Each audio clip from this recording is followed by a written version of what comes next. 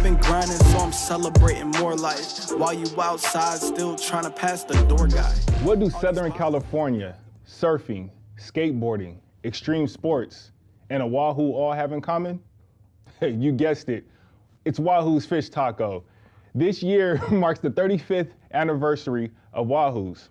Since 1988, Wahoos has been a Southern California staple, expanding over 40 plus Wahoos founded on principles of offering affordable prices targeted toward the surfing community.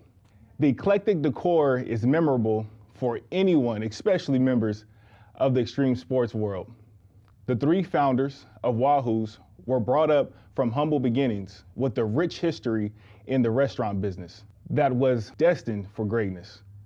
I am fortunate to have one of the three founders of Wahoo's Fish Tacos here today, and it is no other than the legend himself. I'm pretty sure you guys probably know who he is, but the co-founder, owner, Wing Lam. Wing Lam, thank you. Thanks for having me.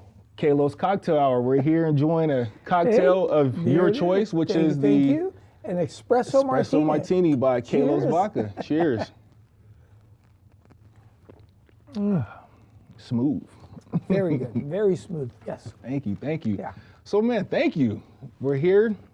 This is nothing but a conversation amongst two founders that, in separate industries that are just looking to have a conversation and really, show the audience, man, something that really hasn't really been done amongst another spirit company as well as, a restaurateur, So thank you. Thank you. Thanks for having me. So let's get right into it, man. Who are you? I tell everybody, hey, I'm a taco maker. I just happen to make it for a lot of really cool people. Some of them more famous than others, but we've been at it for 35 years. So basically, three of us brothers, that grew up in Brazil, of all places, have been around the world and sampled a lot of cuisines, and basically say, hey, everybody always talked about why don't we have a surfer style themed restaurant, where everybody can hang out, before or after surfing. So that's what we started doing in 1988, and pretty much everybody that we idolized as a kid, they're all our friends and customers today.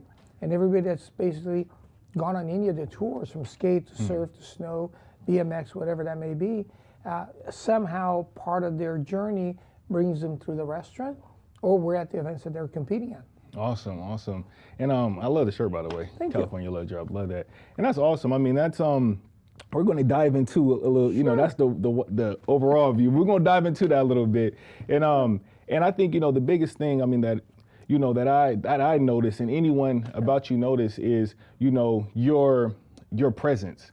I feel like when an individual, whether if you're a businessman or a woman, or you're starting your own brand, whatever the case may be, you have to have that thing that stands out. And for you, it's your presence. And I could tell that you're of a man of strong, faith, or strong ability to be able to dress the way you want to, look the way you want, and, do the things you want to do. And I think that's very important. So with that, authenticity is probably a very big part in your life, right?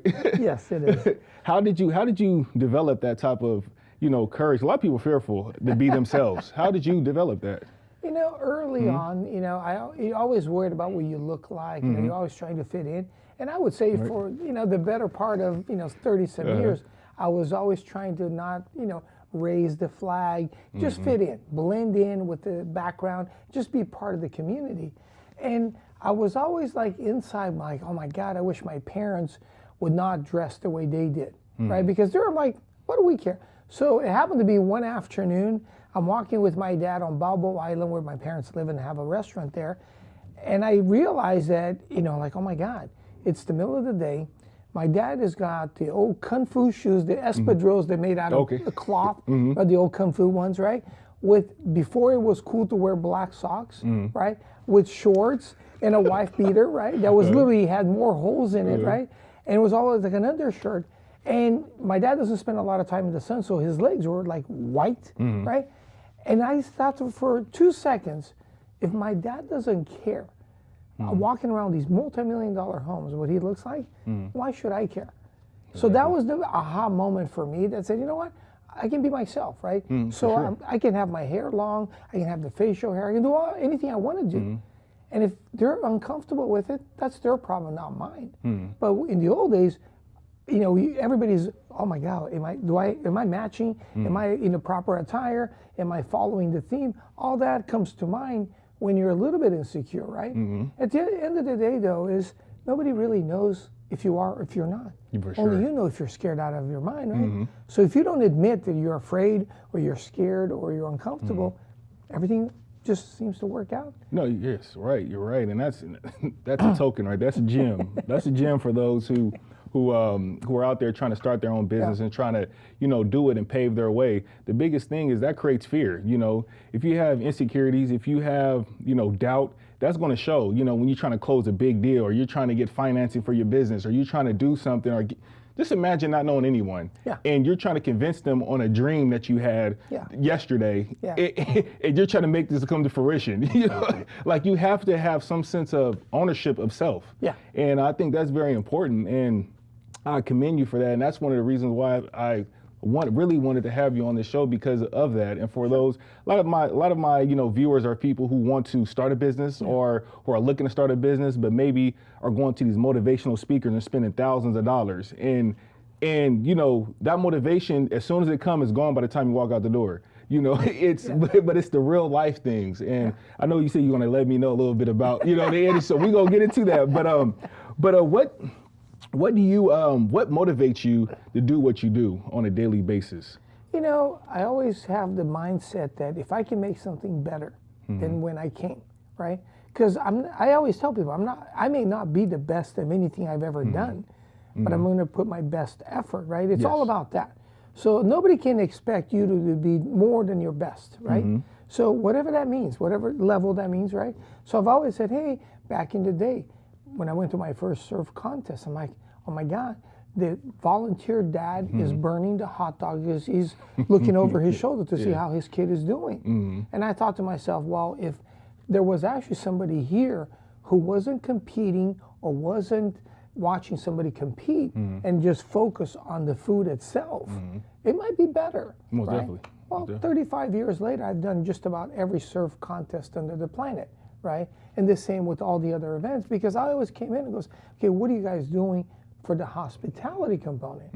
And the first thing everybody looked at me goes, what are you talking about hospitality? Yeah, we're here for this. Yeah, we're here to surf, we're here to skate, we're here to snowboard. And anything to do with eating and drinking was an afterthought. It was pretty much bring your own. So if you didn't bring your own sandwiches or your own beverages, you're stuck, right?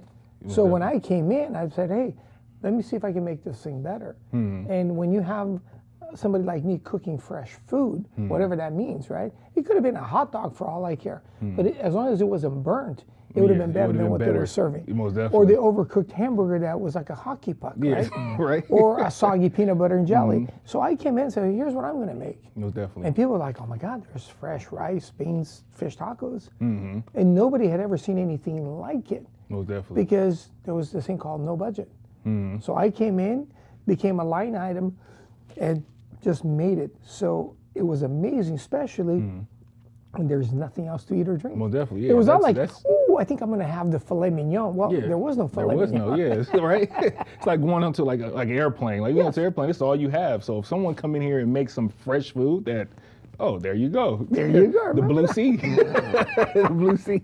I had Eric on the last episode. We were talking about just the blue sea and finding, you know, what is missing. You know, it may be even like maybe bacon, you know, maybe how you flip bacon better. You know, they've been doing this for 50, 100 years this way, and you come out with this thing that kind of makes it easy for you not to get popped by grease. You know, and you sell millions of units of those for $2.99, and look it, you become a millionaire. You know, that's it. You just made it better. Yeah, most definitely. So, what do you believe is your superpowers? And what I mean by this, let me go in depth. What I mean by this, your life superpowers. So, I feel that we all, no matter who you are in this world, have a superpower, ability that you can do something that you can do better than anyone else. That makes you who you are. That's adding value to the world. And, you know, some people, that's the way they're the charisma. Some people, the way they talk. Some may be they're good writers. They may be good speakers. You know, something that separates you from the rest. What do you think your superpower is, or what do you believe your superpower is? I think mine is the ability to, two things, is always to anticipate right? Because if you can anticipate, you can pretty much do anything you want to do, right? Because you know what's going to happen next, right? Oh, definitely. So, but again, a lot of that comes from experience. So, so you have to like be able to read whatever the situation, the crowd, the moment, and see what's going to happen next. And if you can beat everybody to it, it'll be better, right? Because you can anticipate, oh, like somebody's going to trip. If you can hold them before they trip, like you just saved them, you know, from falling. Yes. So stuff like that. But more important is the ability, to, like we talked about, is this team atmosphere. So I think I'm a pretty good team player. So when you're a team player, you're not coming into a situation to say, hey, what am I going to get out of it? You coming in with the mindset that goes, how is everybody going to do better, and what's everybody going to get out of me coming in? So again, going back to the making everything better, because people remember, goes, oh my God, you know what? The last time the wing was here, everything was smooth. There were no fires. There was no emergencies. Everything just ran. So then every time there's an event, when it comes to the food and beverage part, they're like, let's just call wing. Again, it's nothing to do with my tacos. It's the fact that I'm going to stay cool. I'm going to anticipate what's going to happen and say, hey, how do we make this better for everybody? Most definitely. And then when everybody's happy, you can't help it but to elevate the experience. And as long as you're a part of it, you're always going to get that phone call. Most definitely. Right? Yes, for sure. That's awesome. That's a great superpower. Anticipation. Yeah. You know, everybody say, you know, the ability to see people for who they are, the ability to this, but be able to have, you know, that ability to be able to be future forward thinking, you know, and that's great. And I think that's very important. That's very important. So superpower. Most definitely. So, you know, as I was looking through, you know, of course I do my homework on anyone that comes to my show, and I want to make sure that, you know, if I don't have a prior, you know, relationship with them, who is this person? You know, what drives them? How they treat others? You know, so I graduated from USC through the veterans program for my master's, and in this program they had a lot of different speakers, you know, in this program, and it was an individual that came you know, and spoke to us. And he was saying that he was like, man, look, when I want to hire someone, I invite them to a restaurant, I sit down, and I get there about, you know, 15, 30 minutes before they get there, and I speak to the waiter, and I say, I want you to mess up their meal. If they don't like mayonnaise, put mayonnaise on the bun. If they don't like bacon, put bacon on their hamburger. Put too much salt on the, you know, on the salad. And he said, I do that because I want to see how he's going to treat or how she's going to treat the waiter. And depending on how they treat the waiter, lets me know everything I need to know about this person. So, and I really I said, man, that's kind of, you know, that's a setup. But I said, but no, that actually, it works because people don't.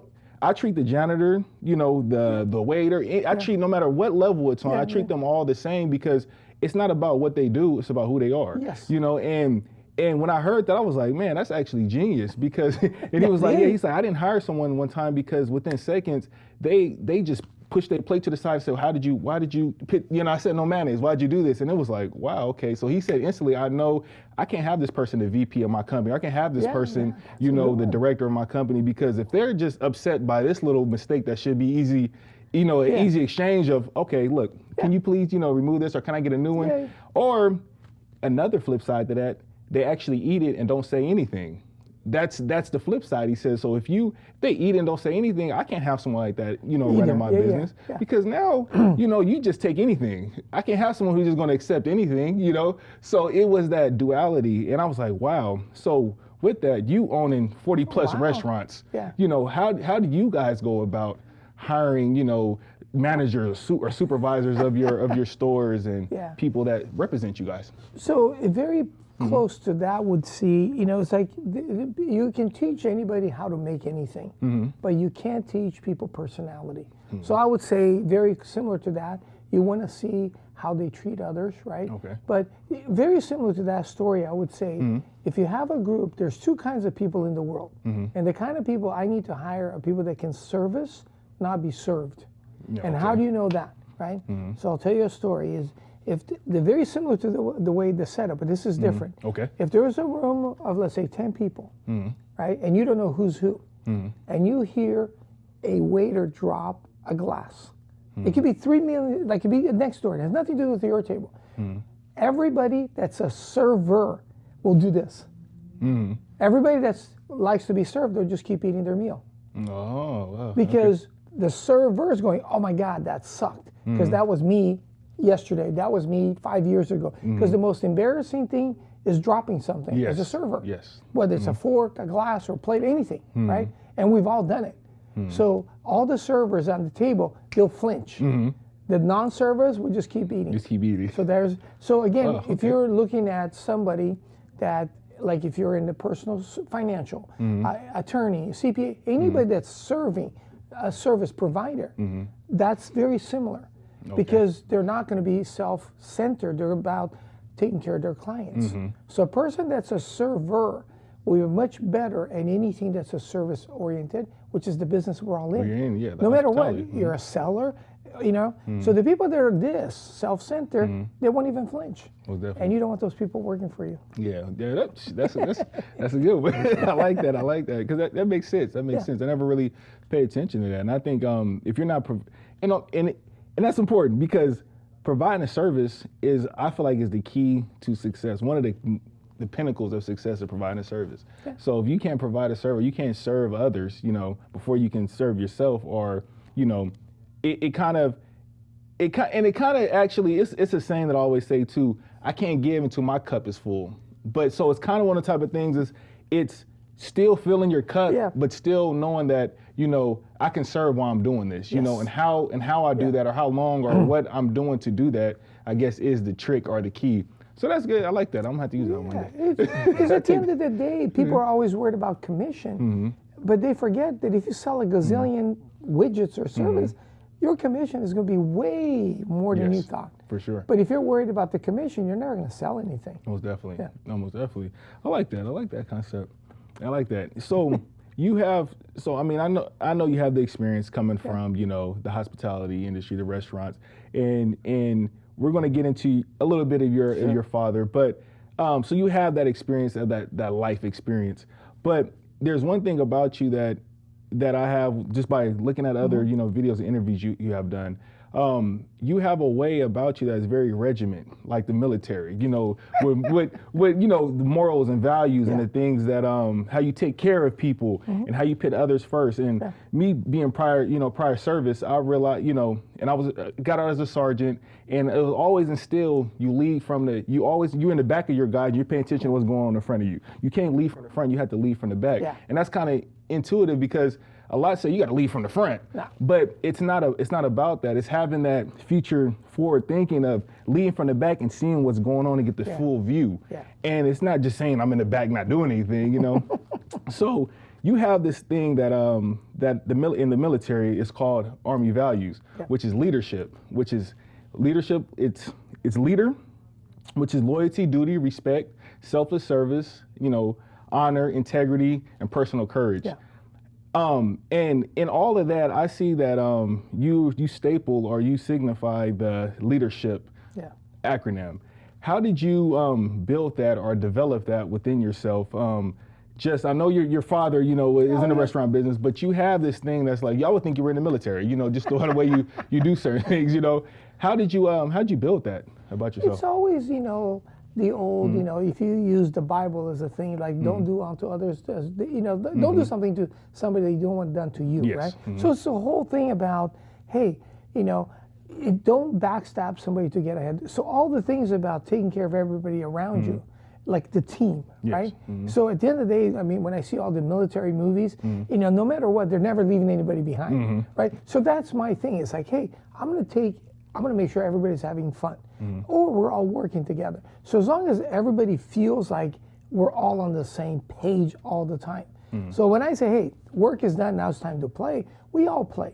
But the idea that one person is playing while the other 5 or 10 are working, it brings everybody down. Because everybody goes, well, I want to be doing what he's doing. Right?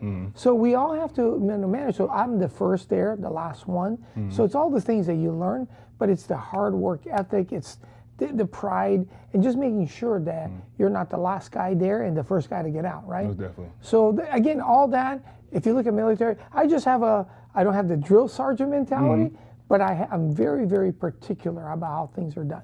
So if I see somebody slacking, You know, I'm like, dude, really? You know, Yes. because you're making us all look bad, Most definitely. and the rest of us have to pick up the slack. So that's really the major issue, right?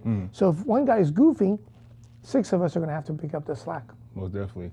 That's awesome. And, you know, that's being able to kind of transition that and being able to see that is important. A lot of, you know, business owners, whether they're founders, CEOs, or whatever the case may be, they don't like to do that part. They don't like the, I want to say disciplinary action part, but they don't like the part to say, okay, this is the standard I set, and this is what we're following. And if you don't want to follow that, then this might not be a great fit for you. You know, and I think a lot of founders and CEOs and people who are starting companies, especially just starting out, they don't want to do that. They're hiring their friends, and they don't want to, you know, correct their friends, or they that kind of touched something. Oh no, because back in the day, literally the first probably I say. Maybe as far as maybe 5 years into the business, we had quite a few friends and family, you know, that we hired. And again, the same thing. I mean, the story I like to share is let's just say somebody used to always be looking at the clock. So one day I'm like, what are you looking at the clock for? Because, well, I just want to know when my break is. And I'm like, are you kidding me? Right? So, but in my head, you know, having somebody close to the family doing that, it basically everybody else says, well, I want to know when my break is. Instead of focusing on taking care of the business, everybody was worried about their break. So I basically said, hey, you know what? Very nice. I said, just don't do that again. But if I do it again, I'm going to have to let you go. And they're looking at me and goes, you're going to let me go for, I'm like, yes. Because you don't understand the repercussion. Because if I allow you to do this, the next thing will be this. And the next thing will be that. Because you're getting away with it. And because you're a friend or a family member, it sets the tone for everybody else. Most definitely. So if you can do it, so can I. But firing somebody over that set the tone, because everybody's like, he's firing somebody in the family. What is that preventing us from, you know? So it basically sets the tone. There is no slacking, right? We either all work together or we're all playing together. But there's not this, you know, come and go. Exactly. Yeah. One gets more, you know, more than the other, or this. It's all even. So it should be all fair. All fair. And being able to, for sure. And I think, you know, that's it's hard. I mean, it's tough. It is tough. I mean, it's like you're 35th year. You know what I mean? I'm pretty sure you had a lot of trial and tribulations through the way to be able to sharpen that, you know, that sword, to be able to, you know, not cut the knees off, but to be able to, you know, have that business acumen about yourself, to be able to tailor things and do things a certain way. You probably know, I'm gonna put this person, they work better on nights than days. You know, they you learn that, and you can only learn that as you go. You know, that's not something you just can just start the business and just be like, oh yeah, I'm picking you that day. But we've all seen it, I mean, because, you know, when you have a really good team in any sport, right?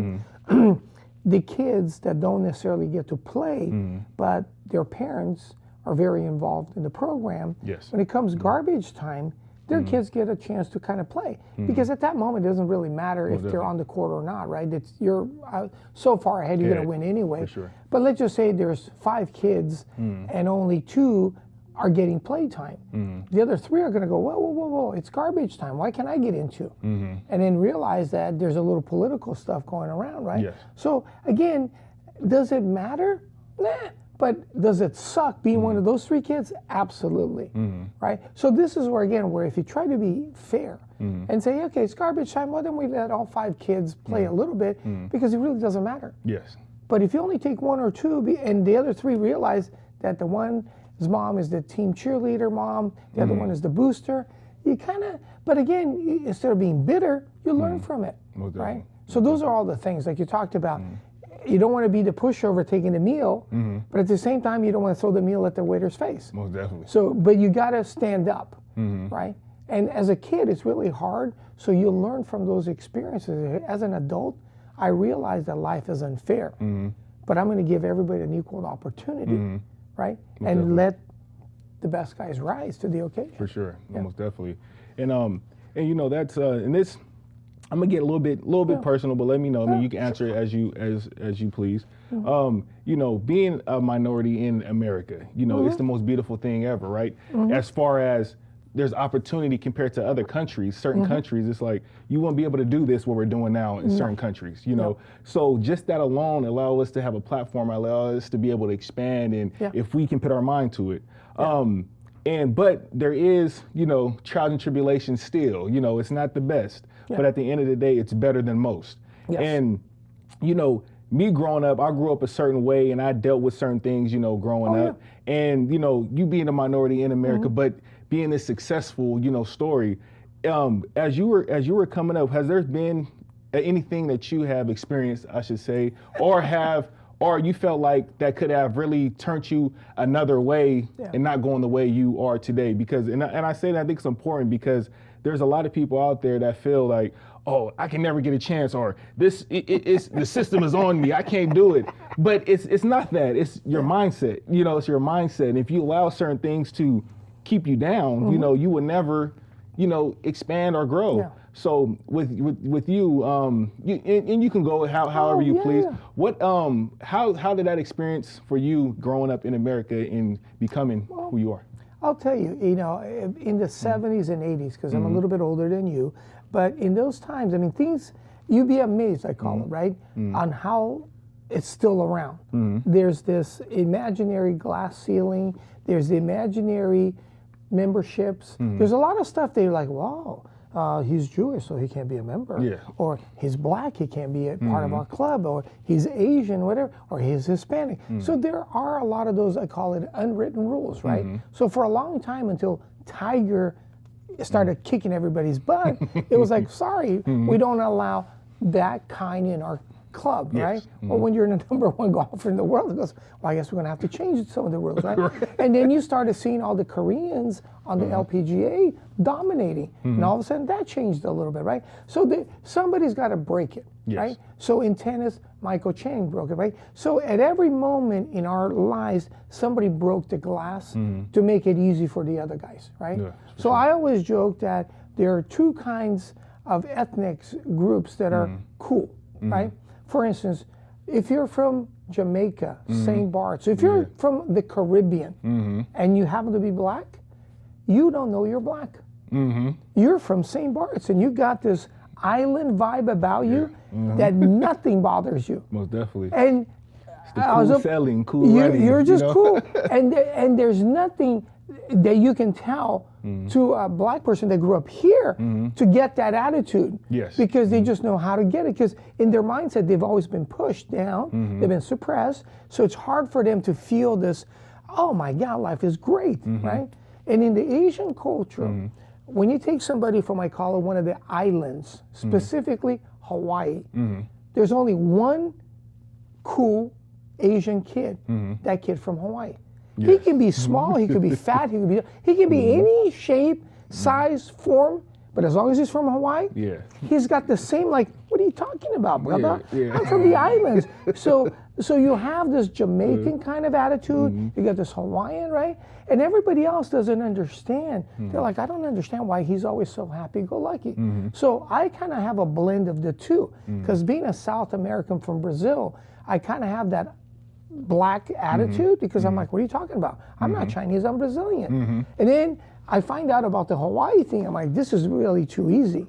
So most people say, well, which island are you from? And I always joke, from the big island of Brazil. So that's why for me, when I saw this imaginary based on religion, based on your color, I'm like, what the hell? Most definitely. But then you do have an opportunity here. So I'm not saying that I was always scot-free. I can tell you from high school, they said, hey, you can't do this. I did it. You know, when I was in college, big thing in the college, being a fraternity guy. And I can tell you, black kids, Hispanic kids, Asian kids weren't allowed in the mainstream fraternity. There were fraternities specifically for our color, which I'm like, okay, whatever. I said, I have no idea what you guys are talking about. You know, because I joined the biggest fraternity. Most definitely. I did all the things that my high school friends said, I'm sorry, Wayne, and I hate to tell you, but that's not for you. And I'm like, what does that mean? Not for me. Most definitely. So I always understood it, but I never let it bother me. All I said is, if that's all you got on me is the color, you got nothing. Nothing, yeah. Because I'm still going to come back and kick your ass at whatever it is that we're doing. So you got to have that attitude. Sure. But yes, did it happen to me after college? Yes, because in college, here's the information, here's the test. And if you can answer all the questions correctly, you get an A. Definitely. The problem is in the workforce, yes, totally. it's not story. that. Yes. Because the color, ethnicity, all that comes into play. So I saw a little bit of that in corporate America, and after a few years, I basically told my kid brother Ed, goes, hey, you're getting ready to come out of college. Corporate America is not ready for us yet. And he said, what do you mean? He goes, well, this is what's happened to me. It's happened a couple of times. And without telling me directly to my face, I knew why I didn't get the promotion. I knew that. And it was based on my age. It was based on my ethnicity. It was based on a few things. I'm like, it's not fair. But remember, life isn't fair. So what are we going to do about it? And my brothers and I said, hey, why don't we do something that we know how to do that doesn't require us to be, in corporate? And that's kind of like the motivation, right? So don't get upset. I call it, just do what you want to do, and not getting even, just go do what you really care about. No. Yeah, for and sure. looking back, had it not happened, I'd probably be sitting in some office today collecting a nice fat paycheck, and I'm not sure I'd be as happy. I'm pretty stoked the way life turned out. Cheers but you to just that. never know. Yes. Cheers to that. Cheers. Cheers to that. I like that. And I don't know when, this happened, years ago. Yeah, years ago. And as you explaining that, in my mind, I'm thinking that's happening to me right now. It still happens. It's crazy. It is, and it's not. And I don't think it's necessarily it's how you actually compartmentalize it and how you think about it.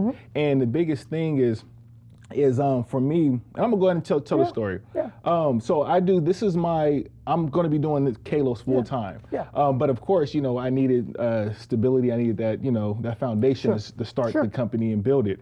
And where I work now, I was up for promotion, GS13. I'm 30, just turned 31, January 2nd. I'm 30 years old.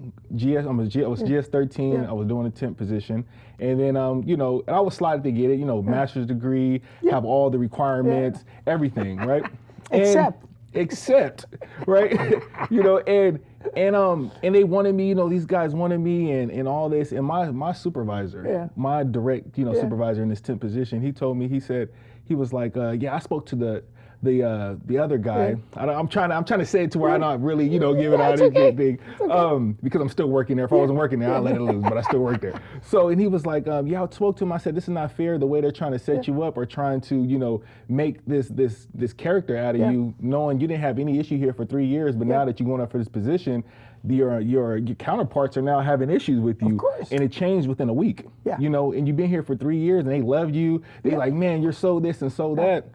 And now you got this position, you're public enemy number 9. You know what I mean? It's like, and my supervisor sees this, and my supervisor happened to be, black, and he even was like, I'm even getting energy off of this situation. Now he's a higher level than me, and he's set, and he's been doing this for years, and he's not trying to lose this. And I'm like, I'm fighting for mine, But as soon as I said that, I spoke to my wife, and we had a conversation, and she said, you know what time it is. That's all she had to tell me. You know what time it is, because she said you have so much going for yourself that the mindset of individuals you work with, they don't understand. They can't even comprehend what you're doing in life. And they may be, and it's not wrong with this. They have maybe stay-at-home wife. They have several kids, and they're the breadwinners. And that job is like how KLOS is to you. Yes. So how can you beat that? You're not going to be able to beat that, because you're going to fight for KLOS. They're going to fight for that job the way you fight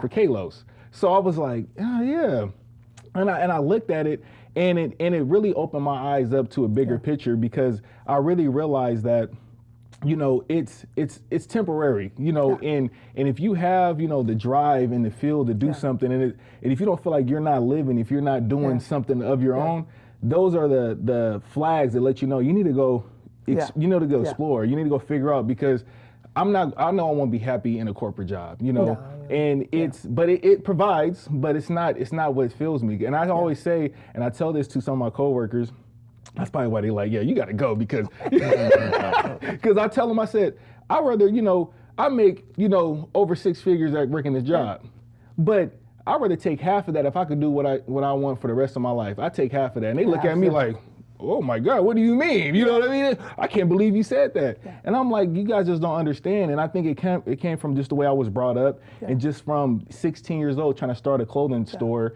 and went to Magic Convention in Las Vegas, almost got stuck because I have no money, but trying to do this, it all started stem from there that, I'm a person who needs to, do my own thing and figure it out. And if I'm not doing that and somebody else is trying to figure that out for me, they may not know what's best for me, And so I commend you and applaud you for, looking at that, and it goes back to your superpower. You know what I mean? It goes back to that superpower that you have, that you're able to see, your future. You're authoritative in your reality. And I think that's what everyone has to be if they want to start a business or if they want to be their own, whatever it is. If they want to do their own thing, they have to be authoritative in their own reality. And when you're working for someone else, they're the authority of your reality. And so, so you just you saying that to me, it hits home so much because that's exactly where I am. And I have we only been doing this for a year and it's successful, but it's only going to be as successful as hard as I push it when we're starting. And I'm realizing that. And so it's you just hit it home. So I appreciate that. Hopefully my viewers, took that and they can use that and apply that to their life because that's very important. And that brings me to your father. Because I know you didn't do this, you didn't do this alone, and that's in a great support system. So we're going to get into your father, which is Shanghai Lee. Yep. And he's the founder of Shanghai Pine Gardens restaurant in Balboa, which is Newport area, Balboa Island, if you're not familiar with it. And he has a restaurant, and this restaurant is a staple in that area. Yep. And go into the story on how that became about and, how, he became the staple, gathering spot for Balboa Island.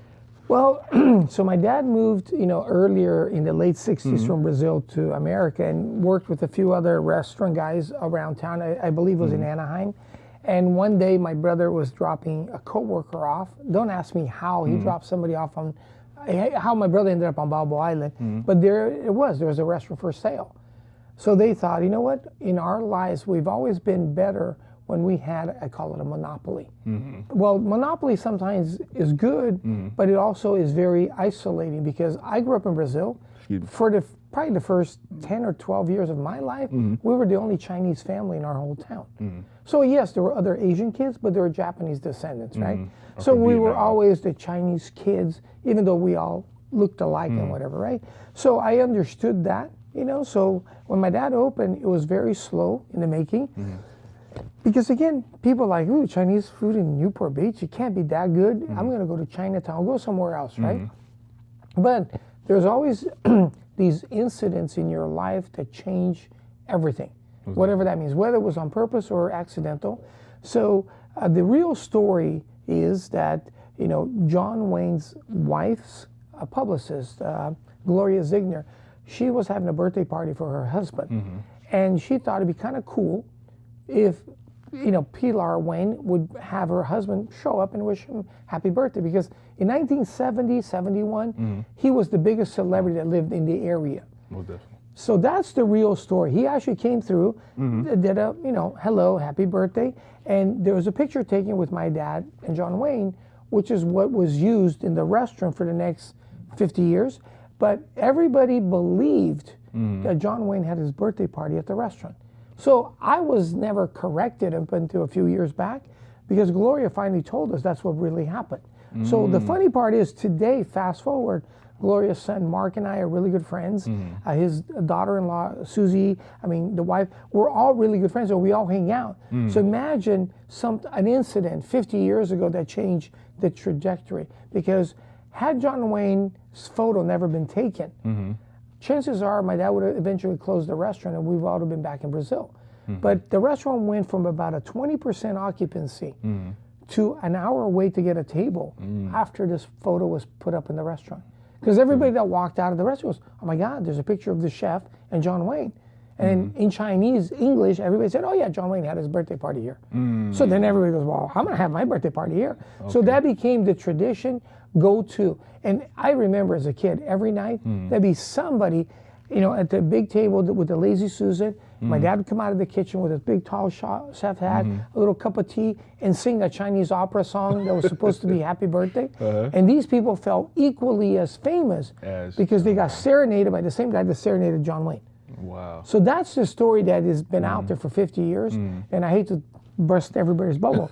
That's not what happened. It was actually Gloria Zigner's husband's birthday. But it doesn't matter because the myth became the legend and allowed us to come, right? And I always remember that. I'm like, oh my God. So celebrity, right? So if you start thinking about it, look at Bo Jackson, Michael Jordan, all the celebrities we've had with their shoes and all their clothing. I'm like, people buy it. They'll spend thousands of dollars on shoes that they'll never play basketball in. They'll just walk to school in. In my head, I'm like, you just bought a shoe for $250 that you're never going to play in. Why? Because they're cool Air Jordans. And right now, there's all these websites, to get one of the original whatever, you're talking $500, $1,000. I'm like, are you crazy? But supply and demand. Most definitely. So the same thing, if you can create a cool bar, anything, and people want to come in, but there's a capacity. So Friday nights, Thursday nights, whatever the night of the week is, you got a cover band or whatever, you can create that demand because everybody wants to see this band and they, pay your wait in line. But if you're somebody and you paid your dues, you can usually cut in front of the whole line, right? Yes. So that's the world that we're in. So my dad is that amazing. So the restaurant basically eventually, at one point before he retired, he had 5 restaurants in America, but he paid for all of us to go to college, do what we wanted to do. And basically we started Wahoo's basically the year my dad retired because he said, do you want to take over? And all of us, he goes, dude, I worked in the Chinese restaurant. I have no desire to ever be in it working because we all did it as kids. Plus, the people that work for my dad were never going to give us the respect anyway. They're going to go, dude, you're the kid. What do you know about food? Exactly. So I already knew that because this is an uphill battle because they all know better than we do. So I think to do our own thing. And my dad says, I think you're crazy, but let me help you guys financially. Basically, we borrowed $30,000, got the first one going, and we've never looked back. Which leads to the 35th anniversary of Wahoo Tacos. That's an awesome segue into, the Wahoo, just the maven and the, extreme success you guys have built, with Wahoo's Taco. I mean, I'm pretty sure you have, probably lived your wildest dreams, through, that conglomerate. And I think, being located in various, parts of America, in America, but not even just America, in the world, because you're in California, Colorado, New Jersey, Texas, Japan, Hawaii. I mean, and you did not once, decided to franchise at all. You guys kept all this? The ones that are out of the area, they're friends of ours that we franchise to. So we call them partners. I don't like the word franchise. But because the people that believe in what we believe in, and again, not all of it's worked out perfect. We always have a few that didn't work out. But the majority of the guys that are here, I call them partners, right? Because we talk to each other all the time. We talk about what's working in your area, what's not working. And the idea is, it's not perfect. Trust me, I would rather own all the stores. But when you're not in Vegas or you're not in Colorado, it's harder to remotely, manage things. So it's better to have somebody on the ground that has skin in the game, and they basically become your partners. And it's a great feeling because they understand that, hey, we're on this thing together. If I do something bad here, it reflects on all of us. So we're, again, the whole accountability thing, it's there. It's a whole team effort. So actually this weekend I'll be going out to New Jersey to do an event for the cancer kids. And the same thing. I'm there. I don't have to go, but it'll help my franchisee because me being present elevates the whole experience. Most definitely. The food will be better because here's the founder cooking. That's awesome. That's awesome. And how did you guys go about when you decide to franchise? How did you guys go about that? Was that something that you guys already knew how to do, or is it something that you go find help or you find experienced individuals to expand? Basically, at the very beginning, it was just friends that liked what we were doing, and they wanted to be a part of it. But they didn't necessarily want to work for me. They say, "Hey, I want to do this in Colorado." So timing in life is everything. So the Colorado franchisee, I want to say it was early '90s. We timed it perfectly when Lodo downtown, Denver was redeveloping with the new Coors Field and all that.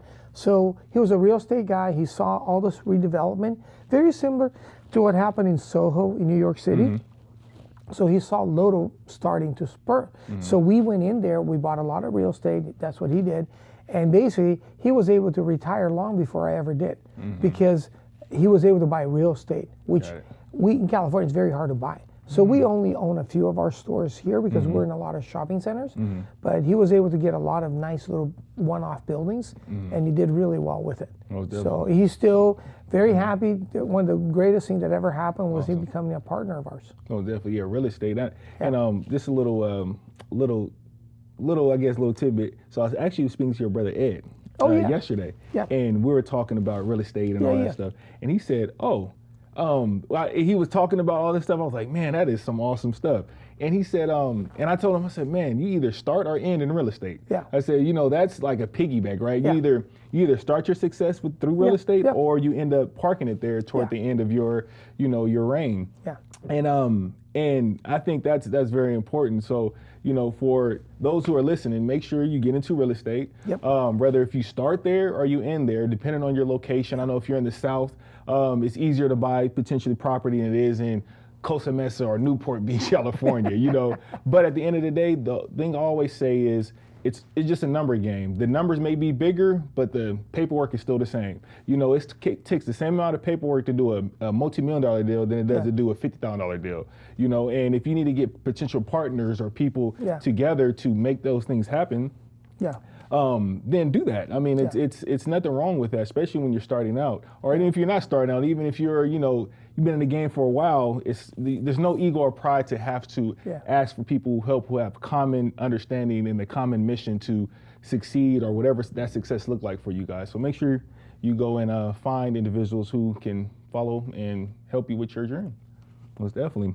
And with that, 1988, Costa Mesa, California, you opened the doors to your first location. Do you remember the exact date that you opened? I remember being the day after Bush Jr. got elected to office. That's what I remember. Because I remember the night before while we were prepping, they were going through the results of the election, and everybody saying, we're getting ready to go into another recession. Are you crazy opening a restaurant? I vividly remember prepping stuff, and on the news was the election results. So it was the day after the election results were announced, or that evening they started to announce. But that's what I remember. So it was November of '88. It was right after the elections. Literally the day after the elections, we opened the doors. Wow. So you say you're prepping. So you open the day after the election. Are you a chef, or do you? I basically I call it not exactly a trained chef. But I've always been around food. And there's like two kinds of people: the people that know how to play and they have, I call it, intuition about, these two flavors will go well together. And there's other things that are like, dude, what are you doing? This shouldn't be going with that, right? So you kind of have a little bit of the intuition. And we borrowed and stole a bunch of our friends' recipes, and that's what Wahoo's is all about. It's basically family recipes. Awesome. That's good. And so when you do that, just for the viewers' sake, do you have to? Do you pay for those recipes, or do you just say, nah, this the homie, you better give me that recipe. We finna make history with this. It was always like, hey, I really like what we had at your house. And they're like, here it is. And again, in relative terms, Mexican food isn't rocket science. This isn't like a French sauce or a Thai basil sauce. This is like salsa, tortillas and rice and beans. It's not so it's not like there's only so many ways you can grill a steak. So do you want it medium? Do you want it rare? How do you want it really? So it's not rocket science, right? Because remember, we're not chefs. So we just wanted to make it easy. And think about the last time you had a backyard barbecue. Did you really follow any recipes? No, not at all. You just kind of said, you know what? Maybe if you were doing a roast or something a little bit more intricate, you might have just said, you know what, based on the size, I just need to get to this temperature. Definitely. And you know what, I'm going to have either this rub or that rub. But relatively speaking, it's not that difficult.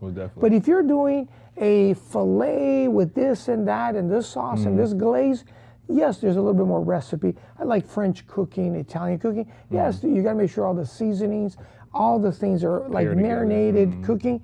But grilling, it's like throw a little salt, a little pepper, maybe a little seasoning, and that's it. Put a little like California love on it, and we good to go. For sure. Yeah. So so the next question I have for you that is doing that. So you have did it by just being you and just being true to yourself, and you and your brothers, excuse me, and you have this this nostalgia with all the wahoos, you know, especially in the Southern California. That this is like the go-to spot, you know, especially when you guys first started out, it was the go-to spot, right? You had, you know, surfers, skateboarders, all visiting your establishments.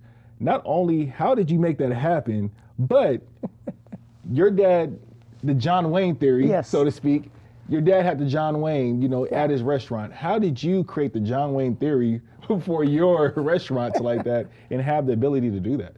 So early on, like I said, we opened in November of '88. By January of '89, we got asked to do the first trade show, which at the time was ASR, Action Sports Retail. Very similar to Magic, but for action sports. And it was hosted in Long Beach, and then that was the last year in '89 that it was hosted here. Then it went down to San Diego, and it was like a fall and a spring trade show. So Billabong said, hey, have you guys ever done any catering? I'm like, yeah, we do it all the time. I mean, really, come on. So we didn't necessarily lie, but we knew how to do it. So we basically said, okay, we can do something, right? So we literally set up a taco stand in the parking lot of their warehouse, which was literally 2 blocks away from our original store. So there were about 100 and something buyers from around the world that got a chance to preview the spring line before the trade show. Okay. So part of them walking around the warehouse, seeing all the new stuff for the spring, was having tacos. And you would thought we were serving filet mignon. Again, nobody had ever done anything like this. So these guys from Virginia, Hawaii, wherever they were from around the country, Colorado, were like, oh my God, this is amazing. You know, I think the amazing part is because it was unexpected. It wasn't that the food was phenomenal, it just wasn't expected. You know, a taco stand in a parking lot, right? So Billabong, you know, invited me to go, hey, by the way, have you ever been to the trade show? I go, I didn't even know a thing about the trade show. And I said, he goes, here are a couple of passes, why don't you come tomorrow and walk around? So as I'm walking around the trade show in Long Beach, I realize that all my customers that I had been seeing for 2 months at the time, right? They were there working. That's why I was a little slow at our restaurant, because they're all at the trade show. Okay. And that's where I saw somebody from Vision, somebody from O'Neill, somebody from Surfers Alliance, all the other brands. And the first thing they all said to me was, 1, bummer that we're here not having tacos with you. 2, we didn't know you did caterings, because I just had a buyer from Virginia tell me that he was at Billabong yesterday and saw you. Oh, okay. And of course I said, well, we do it all the time. I had only done 1. We'd only been open like 2 months basically at the time. So I got immediate referrals to do more by just walking around the trade show.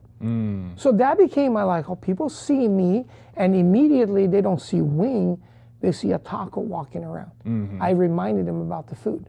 So it's that Pavlov's positive reinforcement thing. I reminded them, because, oh my God, you know, I've been here for 3 days working the trade show. I can't wait to go back tomorrow and have a taco. So all of a sudden I got 2 or 3 referrals, but more important, the thing that happened at this moment was I was able to collect stickers, because the way surf brands promote their brand is by putting stickers. That's why when you go to a surf shop, there's stickers of every brand. But if you ever try to buy those stickers, it gets really expensive really quickly, because they're $2 or $3 each sticker. Well, that day walking the trade show, I probably got like 200 to 300 stickers from all the different brands. So some brands had like multiple designs, so I would get one of every design. So I then came back, and we were slow at the time. So every afternoon I started putting stickers up, and most of the stickers are still there from 34 years ago on the windows inside the original store. And most of those companies are long gone. But that became the beginning of it. It started the whole thing, because people said, I can put my sticker here. I goes, yeah. So people started bringing their own. So it started decorating the store to look more like a surf shop than a restaurant. And then also at the trade show, the way brands promote themselves is by making POP, banners, foam core signs, anything that they could put their name on. And I said, what are you guys doing with those banners after the trade show? They all looked at me and goes, what do you mean? He goes, you know what? I could probably hang those in my stores. And they all looked at me and goes, you want to put our banners in your store? I'm like, yeah. Yeah. And they said, come by at 5 o'clock when the show's over. You take whatever you want. Yeah, because that's free marketing and promotion for them. So all of a sudden, to me, it was the endorsement, because why would somebody put a Billabong banner in a restaurant that wasn't part of Billabong? So by the end of the trade show, I had all the banners, I had all the stickers, and that started the ball moving. And I'm like, I wonder what would happen if I now went to Billabong in the first summer, and it was then the OP Pro. Okay. And one of the top surfers in the area was a kid named Richie Collins, so surf for Billabong Wave Tools. And I said, can we use the image and say, here is his favorite restaurant, right? But we didn't say it that way. We basically, here's the staff behind the man. So basically it was us in our restaurant, and then there's this kid surfing on this top. So there's 2 pictures on this full-page ad in the program for the OP Pro. And everybody goes, oh my God.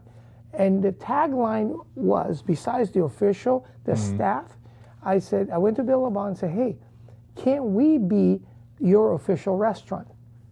Right? And they said, absolutely, right?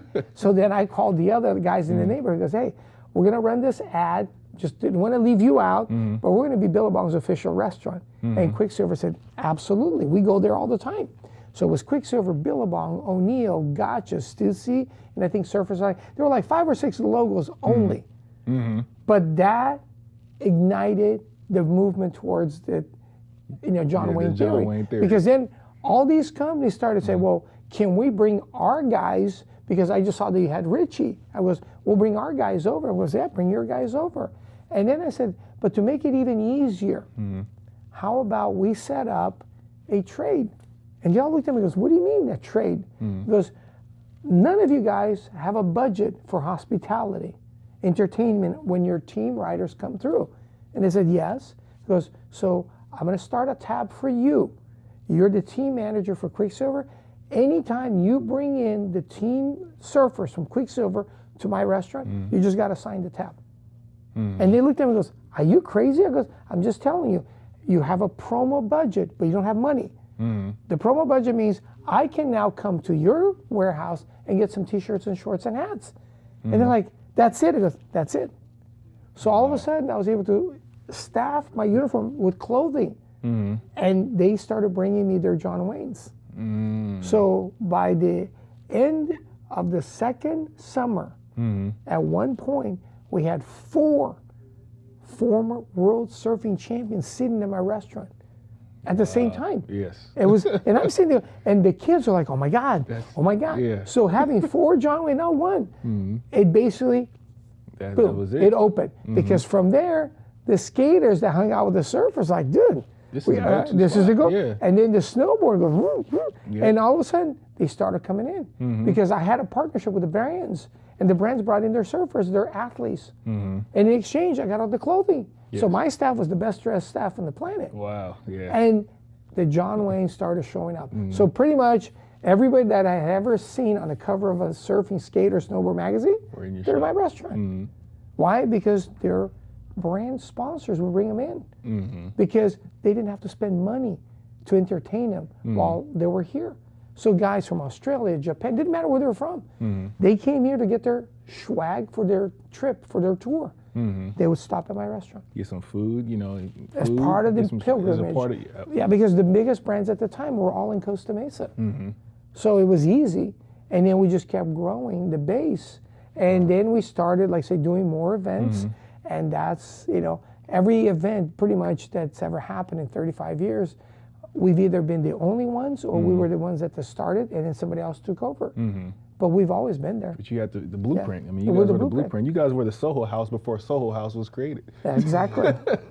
That's awesome. Yeah. Toast to that. Toast to that. Cheers. That's awesome. That's an awesome story. It's definitely.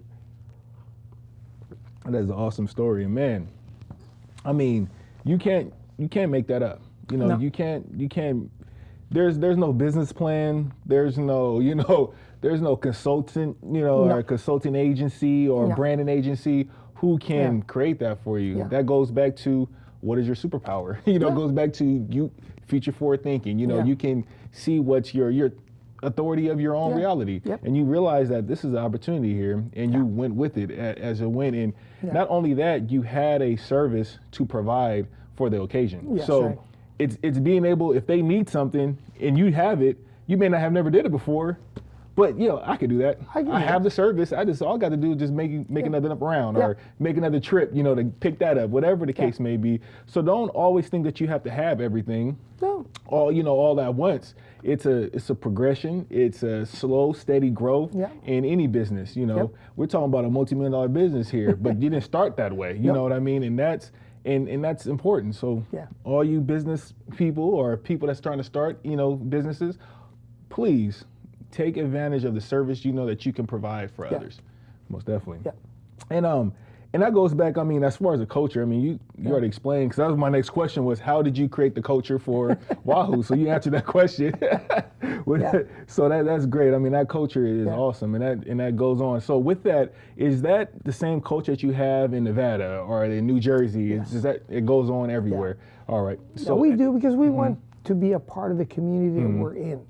So I always tell them, hey, when you have stuff, give me a call, because there's nothing that you're going to do that we haven't done a version of it here. Okay. So that way we can talk about it and decide where the opportunities will be and where you're going to lose money, right? Like where can you stumble and where can you excel? And so looking at that, and I always say, here, it's okay to be a part of the group. It's okay to be the lead. It's okay to be the trailer, as long as you know what the expectations are and you're able to manage it. Okay. Because that's the whole key, is being able to manage it, because sometimes you go into a situation expecting this and you come out with this. Well, what if the bar was here? Then you'd be like, oh my God, that was awesome. But if the bar was here and your expectation is, right? Yes, then so manage it. So you're going to be a lot more successful when basically you're surprised at how well you've done, as opposed to, oh my God, I didn't get this.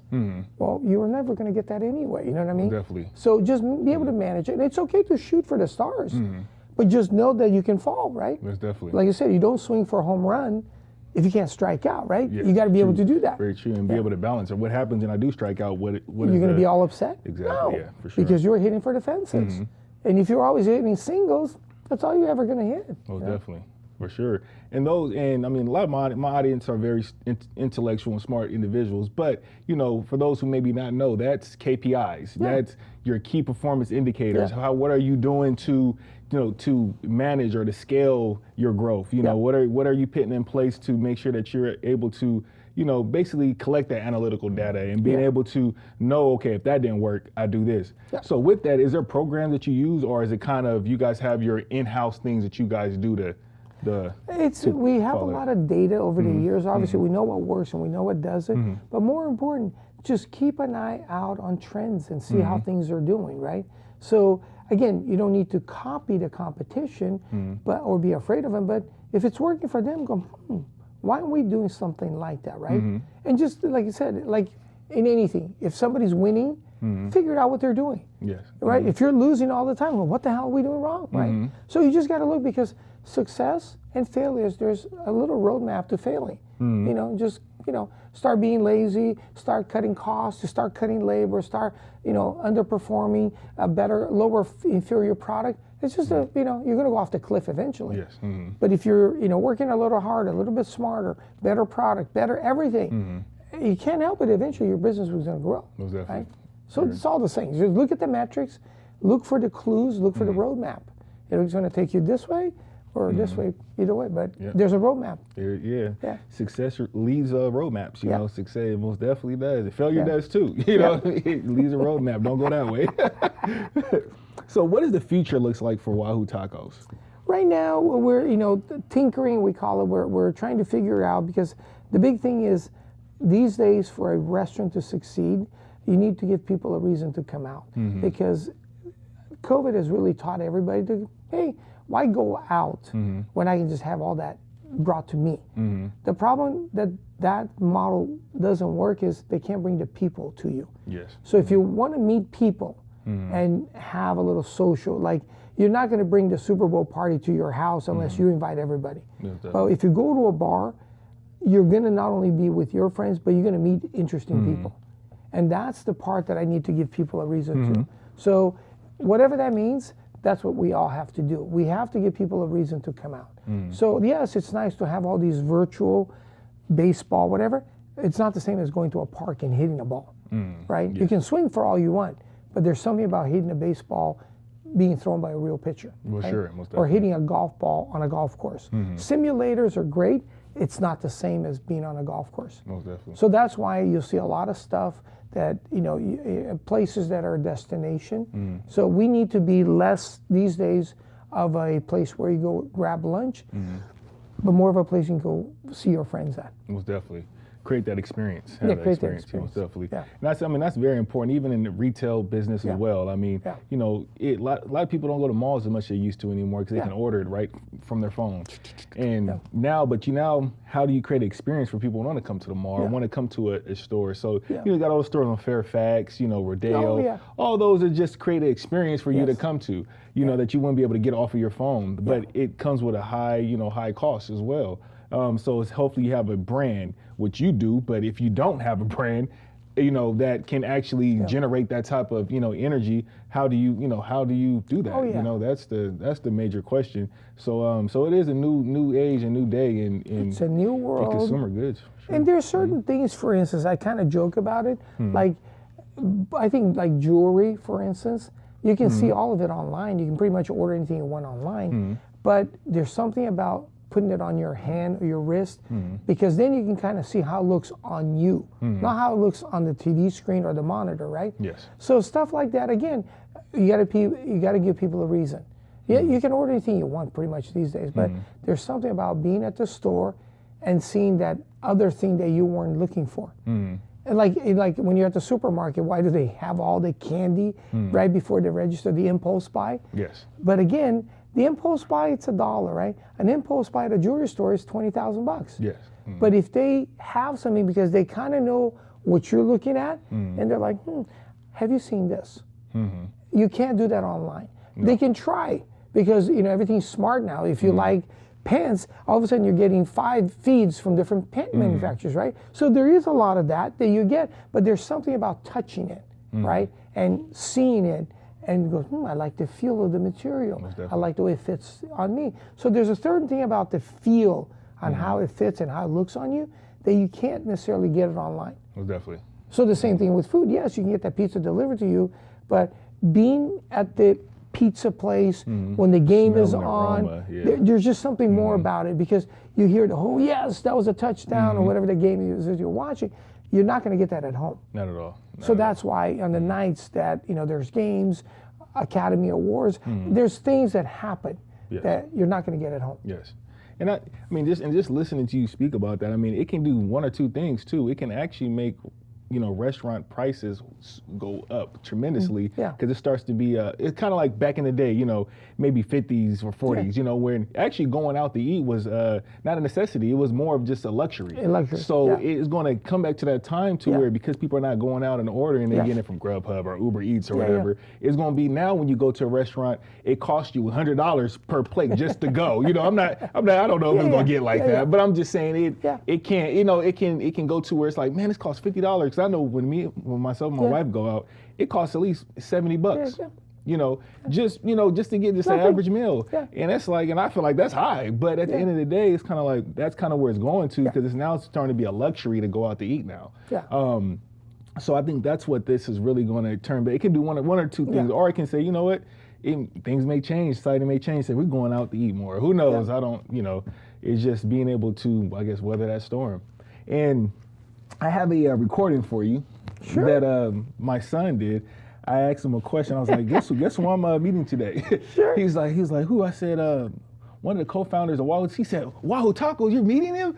he was like, can I go? I was like, no, you can't go, you at school. But I said, but I can't do this. I said, I will ask anything, any question you want to ask. And of course I recorded. How old is he, first of all? He's 12. He's going to be 13 in February. Okay. Yeah. Well, actually this month. Yeah. Okay. Yeah, 13 this month. Okay. And I just had she's 2 months, well, 2.5 months. Okay. Olivia. And you know, he was like, man, I want to ask this question. I said, whatever question you want to ask. So I recorded it. Sure. And this is what he asked. Mr. Cruz, That's you me. can ask the owner, founder, CEO of Wahoo Tacos one question, and only one. What would that one question be? What is the recipe of the kids' meal quesadillas, and how do you make them? The recipe. But I give you that one. Is it a plain quesadilla or a chicken quesadilla? A plain quesadilla. All he eats is plain quesadilla. Okay, fries. so the easiest thing on the menu to make at home, right? You take a flour tortilla, and depending on the size of your frying pan, right? You heat it. You don't necessarily need oil, right? But just if you're gonna do it, just maybe a little spray, because you don't want it to be greasy, right? And you use a blend of Jack and cheddar cheese, so it's white and yellow, right? And get the fine stuff because it melts really quickly. But again, if you want to be healthy, so I'm saying this in front of my wife, get the raw cheese, which is a lot more expensive. I'm gonna tell you, a little block at Mother's is like $10 for a little piece, right? Or you can buy a whole thing of cheese for like a couple of bucks, Yeah, a right? couple bucks. But they're easy to melt. I mean, you know, so you sprinkle it on, right? And then to me, it's like we fold the tortilla, and you basically let it toast both sides. And the key to making really good quesadillas also is make sure you have a pizza cutter, because it's easier to, well, you can cut it with a knife, right? So basically, if you have a round tortilla, you fold it, becomes like a half a moon, and then literally you cut it in quarters. So you got what I call these little pizza wedge-like cuts. And then you stack them accordingly, 4 pieces, and there's your pizza. There you go. Your Yeah, quesadilla. Yeah. There you go. Yeah, he's so particular. Like he doesn't eat meat. Yeah. If he does eat meat, it's nuggets. Oh, you know, yeah. And I was like, he's 12. He's finally now kind of exploring more. Yeah. And but he was like, but since he was little, he loved the quesadillas. There. Quesadillas are great. And, It's like a grilled cheese sandwich. There's yes, nothing on for sure. So I end up making at home. I'll make, depending, like late night, I'll do either grilled cheese sandwiches for my kid, or I'll make quesadillas. Yeah. That's And it's super clean. It's not spicy. It's not anything, right? Because they don't want anything. They just want the grilled cheese. The grilled cheese. That's it. The Grilled melted cheese and cheese. fries. Yeah. That's awesome. That's awesome. Thank you for that. No He'll worries. appreciate that when he sees this episode. He's gonna be like, oh man. So we're gonna get into, right before we wrap it up, get into a California Love Drop. We're gonna play a game. I like to play a game with the founders that come on here. Sure. And it's very simple. It's very easy. And what it is, basically, I play 2 games. It's a game called Bullshit or No Bullshit. Okay. But today we're gonna do a game which is basically you have to say a word that starts with this letter. Okay. It's about 5 or so, questions. Sure. And if you don't answer them, as soon as I say the letter, if you don't answer it, you have to take a drink. If you answer it as soon as you say the letter, I have to take a drink. Okay. Matter of fact, I'm gonna pour a little bit. Yeah. Let me see if I actually let me see if I have some more. So if you say it quickly, I will take a All right. shot. I'll take a little mini shot. Yeah. I usually do shots. I don't know if you're driving or if you're busy. No, I'm driving. Okay, so I'm gonna take this a little bit. I'm gonna just do a little bit for the sake of the game, because people are like, oh no, you supposed to take a shot. So I'm gonna take a little shot and I'm gonna drink a little bit of this if you do it. But I'm guessing that you're not gonna answer these right away. All right, so. Okay. All right, so ready? We're ready. All right. One fruit beginning with T. Tomato. Ooh. I'm gonna start with this verse. You were supposed to say that fast. All right, that's a little bit. All right, a female singer beginning with B. Beyonce. I'm gonna just say mine to the end. All right, a food beginning with P. Shot. Oh, that was good. I was gonna say pasta, but you got me. All right. So that's 2-1. Yeah. Something you might, you ready? All right. Okay. Something you might find in the fridge beginning with Y. Oh my God! Yeah, why? What's with the Y? Yogurt. Oh, yogurt. say Thank you. yogurt. You're right. Yogurt. Yeah. All right. The tiebreaker right here. All right. Oh, we got a couple more. No, this is just one more. Yeah. Something which lives underground that starts with a B. Bugs. I give you that one. I give you that one. What would be the other one? Would it be? I mean, it could be bugs. They don't necessarily live underground, but like a beaver and barrels, you know, beaver, makes little beaver. dams. Yeah, bugs. But bugs kind of. But I'll give you that one. Yeah. Because cockroaches are bugs, so yeah, technically. I give you that one. It's not a necessarily, specific name, but a category. Bugs is a I give it to category. you. Okay. And I'm trying to think a barrel. It's called a barrel mole or something like that. But it's like a mole, but it's called a barrel mole. But yeah. I take the little Okay, little all right. shot. All right. All right. You have to go to the restroom or anything? No, I'm good. Okay, awesome. Well, you kind of beat me there. That was it. Well, that was 3-2. You got 3. 3-2. I got him by 1. It's all good. Actually a tie because bugs is a category. It's all good. So, we're gonna close this up with I believe which is very important is philanthropy. Yeah. And being able to give back and to do it selflessly is important, with not expecting anything in return. Yep. I think that's the best way of giving, especially anonymous to anonymous, right? But also when it's like that, but you start to get a lot of attention on it and people start to see what you're doing and it actually starts to grow legs and kind of do things of its own, something that you never really intended. Because I feel great nonprofit organizations, I feel like they start off of a need, but they also start off just because it was something that happened that I need to do this, and then it takes its legs from there. Yeah. I don't feel strongly about this, but I feel like if you start something like a nonprofit to help others, it shouldn't be a business plan. It shouldn't just be created. No. But at the end of the day, to each his own. There's a lot of successful companies out there that were business plan. They decide to do this, and it's helping others. Yeah. So to each his own. But for yours, which is California Love Drop, it was started just as. So the beginning was basically, if you think about when the pandemic was starting back, like January, February, March, everybody was saying, it's in New York, it's in San Francisco, it's in Seattle. Those are the 3 major, I think, first cities in the U.S. besides what was happening in Europe, right? But already in January, February, they're already beginning to shut down. But we're here like, that's over there, right? Yes. It's never going to affect us, right? And I remember the night before the governor announced it here. So it was a Tuesday night because the governor announced it on Wednesday. So Tuesday night, we went to a concert at the Forum, and I had a friend of ours, Malcolm, who's the publisher of Spin a Magazine at the time, flying out from New York, who has since, passed away from cancer. But it was the last time we saw him.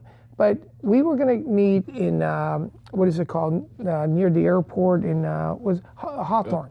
Hawthorne, okay. Yeah, so basically we're meeting off the 105. There's a little shopping center there. There's a couple of restaurants. And we said, hey, we'll meet there and then we'll go to the Forum. Because we couldn't think of anything near the Forum. Okay. But we knew the mall there. There was a couple of nice little bar restaurants. So we'll all meet there at about 6 o'clock and then head over about 8 o'clock to do the Forum, right? Well, we leave Orange County about 4 o'clock, making sure that we give ourselves enough time, an hour and a half, 2 hours to get there. And literally we get there in 45 minutes. And we go, there's nobody on the freeway. So I called Malcolm and say, hey, Malcolm, this is really weird, but we're already here. And we're going to go to this bar when we'll wait for everybody else. So we're calling all of our friends, and they're like, we're all here too. I'm like, what do you mean we're all here? There's no traffic. And then so we all get together at about 5-ish as opposed to 6. And then Malcolm goes, it's a weird thing too. I just came back from New York. There were about 10 people on a plane that normally have, 200 to 300. And we're like, whoa. He goes, yeah, New York is getting kind of funky, whatever. And we're like, okay, whatever, right? So we go to this concert at the Forum, amazing concert, right? It was it Magic Impala, whatever the Magic. you know what I'm talking about? Yeah, I know what you're talking about. But anyway, great show. And the next day, boom. All, non-essential businesses, you got to shut down, blah, blah, blah. They said that, and at the bottom it says, but not restaurants. Like, you're okay. But nobody got to the restaurant. They just basically said, oh, all non-essential besides the gas station, the supermarket, and I think that was, everything else was non-essential as far as they were concerned. So that's Wednesday morning. By Friday, our restaurant is like a ghost town. We literally lost 85% of our business. And we went, but we had to, rally the troops because, hey, we're going to send everybody home. Because there's no point in having 20 people in a restaurant when there's only 3 customers. Most definitely. So we packed people with literally anything and everything that we had at our restaurant, including toilet paper that you couldn't find. For sure. But we had it at the Toilet paper and restaurant because water. we don't need it. So rice, beans, chicken, everything that we had, we said, everybody go because we don't know. Remember, they said it's going to last a couple weeks. End up lasting way longer than a week. So we said, we don't know what's going to happen. So everybody furlough first. And we still had some food left that was ready to go. So I said, hey, can I go and, it's going to spoil, we're going to throw it away anyway. I'll go make some deliveries. Because I heard from other parts of the country, people were delivering things to the hospital. He goes, let me do it here. So my brother goes, make sure, gloves, mask, everything on. I go, yep, I'll make sure I have everything on, right? Luckily for me, I knew where all the stuff was because my friends made all the stuff. So when nobody could get masks into, I had it, right? So I literally had a mask, a shield, and gloves on. So I go to the Long Beach, I went to 4 hospitals.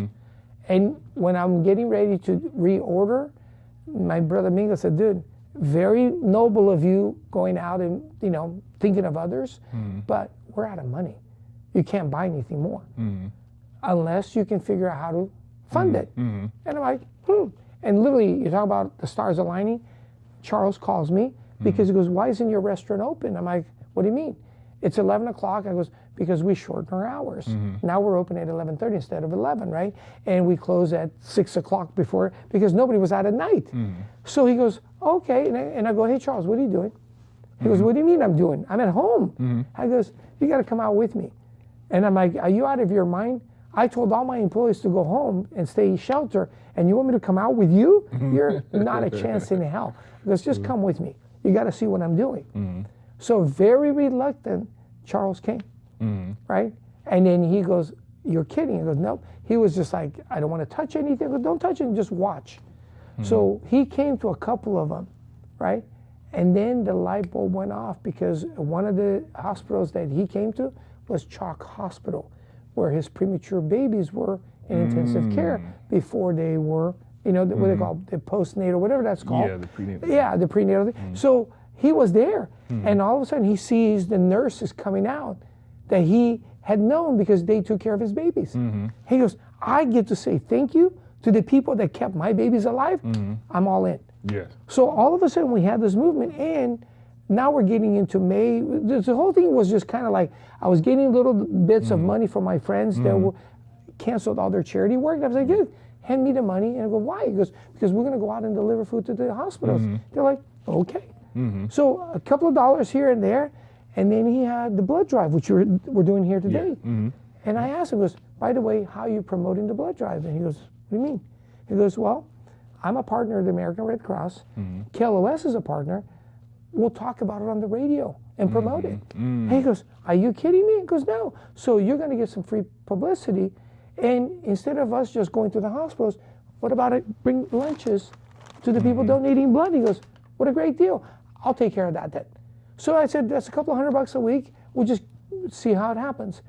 I think we're up to 90-something deliveries to the blood drives. Right? Because half of his office is empty. And that's how this became also the studio, because this whole thing was all empty. So we started doing all this, and all of a sudden he started bringing his vendors. So the security company, the insurance company, the landscaping, they're like, what is Wayne doing with Charles? He goes, they're going out, they're making deliveries. And they all jumped in. So we started getting money from people that I had no idea where they were coming from, but they're like, Wayne is going out. And the key was having not only friends on the charity side, but having an outlet to let people know what we were doing. Most definitely. So when Heidi and Frank and Frosty from KLOS said, we're going to give you a platform. We're going to give you airtime to talk about what you're doing. But more important, we're going to create a GoFundMe page for you guys on us. We've gotten hundreds of thousands from them. So all of a sudden, became this teamwork. And then Yogurtland teamed up because they weren't doing anything. Monster Energy Drink jumped in. Cliff Bar jumped in. Hint Water. We're all like, hey, we all have product that's going to expire. Why don't we all join our forces together and go out? So we've gone as far down as Chula Vista. We've gone as far east as San Bernardino. And as far up as, I think, the valley, which would be like the end of the valley, almost like Westlake Village. Westlake, okay. Yeah. So we've gone literally and everything in between. And then right around the summer of 2020, the thing that happened with George in Minnesota, all of a sudden all the police departments were like, oh my God, defund. So we said, why don't we come out and take care of you guys? Definitely. So we got police, then we got fire, the lifeguards, everything just kind of came in the circle. So we kept getting funds from companies like Loan Depot, Subaru in North America.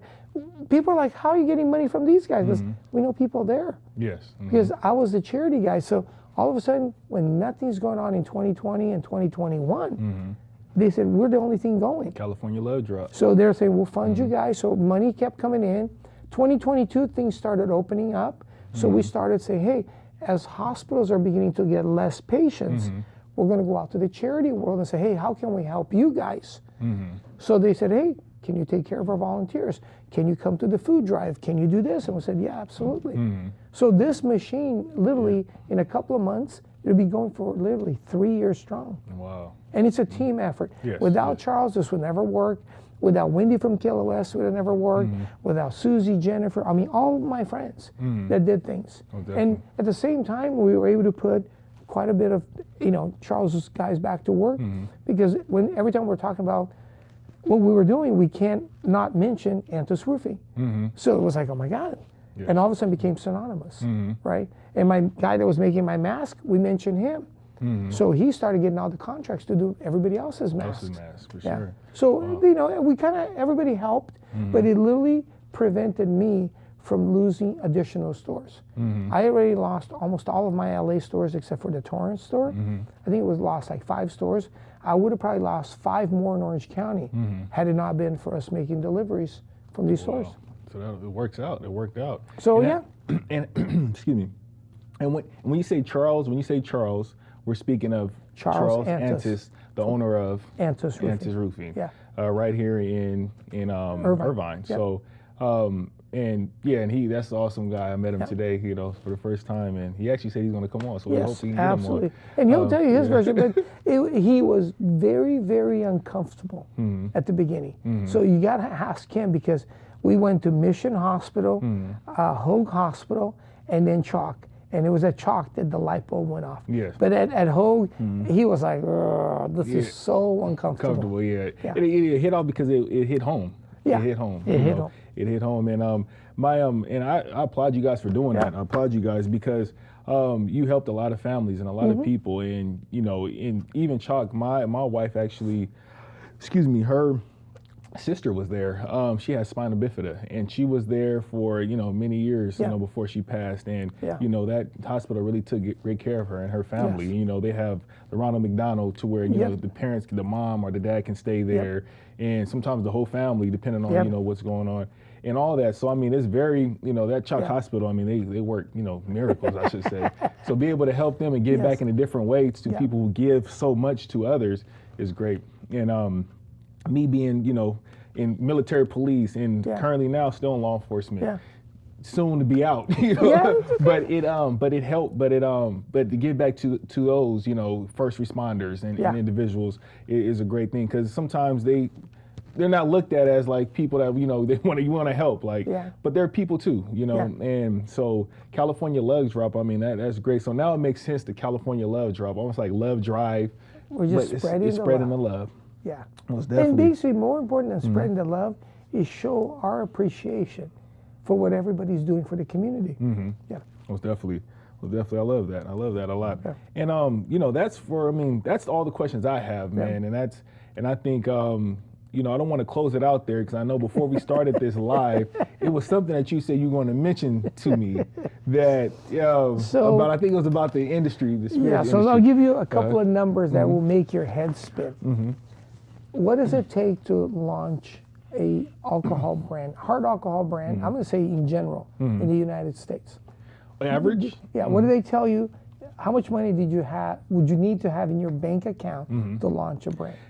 It was 250. That's what the number, but I know it's more than that. No, you're not even close by a couple of digits. It's at least 25 million. 25 minutes. Yeah, wow. Okay, Yeah. that's the number, and that number comes from the guy that sold Patron tequila. That's how much money they burned through before they were who they are. Wow. Right. So at the time when this conversation started, a couple of friends of mine are in LA. They're neighbors with what's his name, John Pierre, whatever his name is. You know, the owner of Paul Mitchell, who started Patron, right? Oh yeah, Paul. Yeah, premiered. We started Patron, and he had his own hair care. So anyway, that's Paul Mitchell, the hair salon guy, right? So in it is, and that was before George Clooney. After George Clooney did his, then the third piece is you have to have basically A-list celebrity. So it's not just the 25. You need to have that. So if you look at right now, you got, is it Reynolds that does the gin? He does the gin, the And then you got, aviation. Yeah. You got, what's his name? Is it P. Diddy, one of those guys that does Ciroc? Ciroc, yeah, Sean John, P. Diddy. Whatever. Then you have, what's his name, from Jay's Edition, Perry Farrell behind another one of the vodka brands, I think. I'm not sure. Is it Avion or one of those? But anyway, Avion, okay. Yeah, okay. So I would say of those guys, only Reynolds is a celebrity. Because right now you're also seeing, what's her name, is it 805? No, 80. Oh, yeah, 818, 905. Whatever, 818, the tequila. Tequila. Yeah, For, the tequila. The Kardashians. Yeah, the Kardashian. Yeah, 805. I don't know if she's going to be able to do it or not, right? Because besides, there's three pieces to it, right? It's the 25, it's the A celebrity, and then it's the partnership with the distributor. Most of these guys are missing one or two of the three. In most cases, they're missing all three. And like you're missing all three, yes. right? So the deal that they did is long before anybody knew about who Casamigos was, the billboard on all the sides of the Young's Market trucks was those two guys on a motorcycle. And you're sitting there going, who the hell are these two guys? Well, everybody knew who George Clooney was. They didn't know who the other guy was. The other guy is Cindy Crawford's husband. That's who that is. So indirectly, he had the bars already in the restaurants. So before they were who they were, in New York City, he was already pouring this and basically telling all the bartenders, you got to recommend this. Because I remember hearing from my friends, goes, oh, you got to try this tequila. I'm going, why? Because I was at this bar. He goes, marketing, right? Because the bartender told him, you got to try this. No, definitely. Well, who was paying him? Whatever his name is, the other partner, right? So Cindy Crawford's partner knew the distribution side, so he brought the distribution and his own network of bars and restaurants to start carrying it. And then Clooney was like the cherry on top that they said, I'm going to appear everywhere and anywhere. And that's why the Young's Market guy goes, let's go because we want to hang out with this guy. Well, you can only hang out with him if you're part of our deal. So you got to move us from here to here on your distribution list. And I can't tell you how many people, they're in their 40s, all say they called the tequila by Casamigos. And I'm sitting there going, it's not the greatest tequila ever. But from a marketing point of view, it's the greatest. it went from that, it went from Patron to them, just like that. There was a shift. Yes. Because before that, it was a combination of Don Julio and Patron. And all of a sudden, Casamigos was like running away. Yeah. Why? Because it's a celebrity. Everybody thinks, well, if it's good enough for this guy, it's good enough for me, right? So that's the story, I call it, right? But it's real because this is being told by the guys that burned through 25 million with the other two pieces because they had another brand called Karma Tequila. And this is the family that owns Malibu Winery. They're a multi-billion-dollar family, and they're best friends with the Jean-Paul guy. Yes. And Jean-Paul told them, and they're like, what are you talking about? And sure as shit, they burned through the 25 million. And they're still in limbo right now. You can actually go to not Bevmo, but to High Times on 17th Street. Yeah, Costa Mesa. Yeah, and you go to the closeout section, you can buy beautiful bottles of Reposado, whatever it is, of Karma, which is an amazing tequila because I know who makes it, for like $20. Yes. And it's a way, that should be like $45. Yes, for But sure. it's in the closeout because there's no marketing dollars behind it anymore. Yes. And the tequila is not going to go bad because it's not like a wine that's or dated, right? Yes, for sure. Spirits won't go bad. So that's one side. And then long before any of this, yes, there was, Grey Goose, all marketing, right? Because the thing was never any good. I'm friends with the guys from, Kettle One. They have an amazing story because it's, 5 or 7 generations now? Yes. Right? So the Nolet family were all friends. Their former head of marketing, their former head of sales, are all my friends. But they had tradition. They've been around for 100 and 500, whatever. No, Yes. They've been around for a long time. And they just sold the Diageo a couple of They years ago. sold to Diageo, a part of it, right? But Carl Nolet got to stay on as the face of the brand, Okay, yes. right? So they make a gin and a vodka, and again, in their tasting room, they could pour all the, 5 top, and then you always end up with theirs because when you're doing a comparison, you can see the difference from all the impurities compared to theirs. Yes. And then I think from a marketing point of view, the guy who's done it way better than all of them was the first guy to do the gluten-free, which is Tito's. Yes, Tito's, yes. So when you're the first, yes, for you're home sure. free. So that's the thing I see now. All the 40-year-old women, Tito's soda, or Most definitely. the other one in Casamigos and soda. I'm like, Casamigos, yes. and I look at that, what the hell? It's all marketing. Yeah, it is. And it is. And I mean, it's hard to. And you're the first to make that claim. It is. It is. And I actually had a founder of it's called Noble Wolf Vodka. He was on a couple episodes back. He's based out of Texas. He actually exited out of his company, but he started a vodka company. And he's from Texas. And he told me the little story behind how Tito's became about. It kind of what you just mentioned. Yeah. Tito's was, they've been in the game for 25 years before they became who they are today. Yeah. But the whole thing, the reason why they're successful, the owner of the distribution company, he just said, how many cases I need to buy a month for you to be successful? Yeah. That's basically how the conversation went in a nutshell. And he was like, and they did that deal and basically it flew. And so the distributors actually has a stronghold and if they want you to be successful or not. They have a vested interest. Exactly. And so a distributor, so just to give you a really great scenario, in the 90s, before it was craft beer, it was called micro. That was the first wave in the 90s. Sam Adams led that charge. Alongside of Sam Adams, there was Fat Tire, there was Pyramid. I can name you all the brands, right? They all kind of, all of them are still, not all, but the major regional guys that stayed in their lane are still around. The guys that said, oh, what do I need to do for you, Budweiser, for you to carry me? Budweiser says, you have to take your production from here to here. And they all did. And then Budweiser says, you know what, I can't really sell your beer, so you're on your own. So what happens when you take your entire life savings and you borrow everybody else's life savings to do this? Yes. You're effed. You're completely out of business. I saw it happen to all my friends that had little craft, micro at the time. The most important one was a brewery, and I think my brother Ed may still have a set. They did a little gift set. It was a little plastic thing that like a clamshell that you open. Okay, yeah. And you close it with a little handle. And it had a bottle or two of this beer, Maui Lager, and a couple of glasses, like beer steins in it. Or maybe 2 steins in one bottle or 2 bottles in one stein, whatever that was. I went to Maui and I met with this guy. It was like drinking a Heineken, but made in Maui. The bottle was exactly green, just like a Heineken bottle. The label had a girl with a hula, blah, blah, blah, lei, whatever. And it was my luck. So I bought it because, hey, why not sell a Maui Hawaiian beer in my restaurant, right? So I would sell it, and they told him the same story.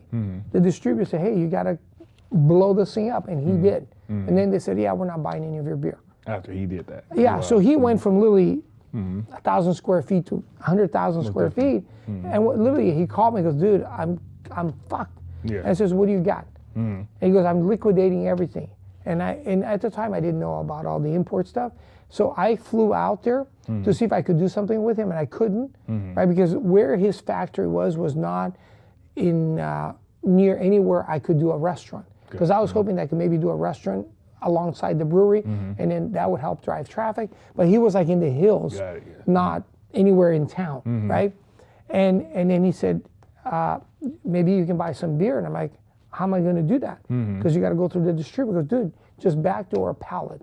And pay me whatever, $1,000, whatever, and that'll help me pay my bills. I'm like, all right.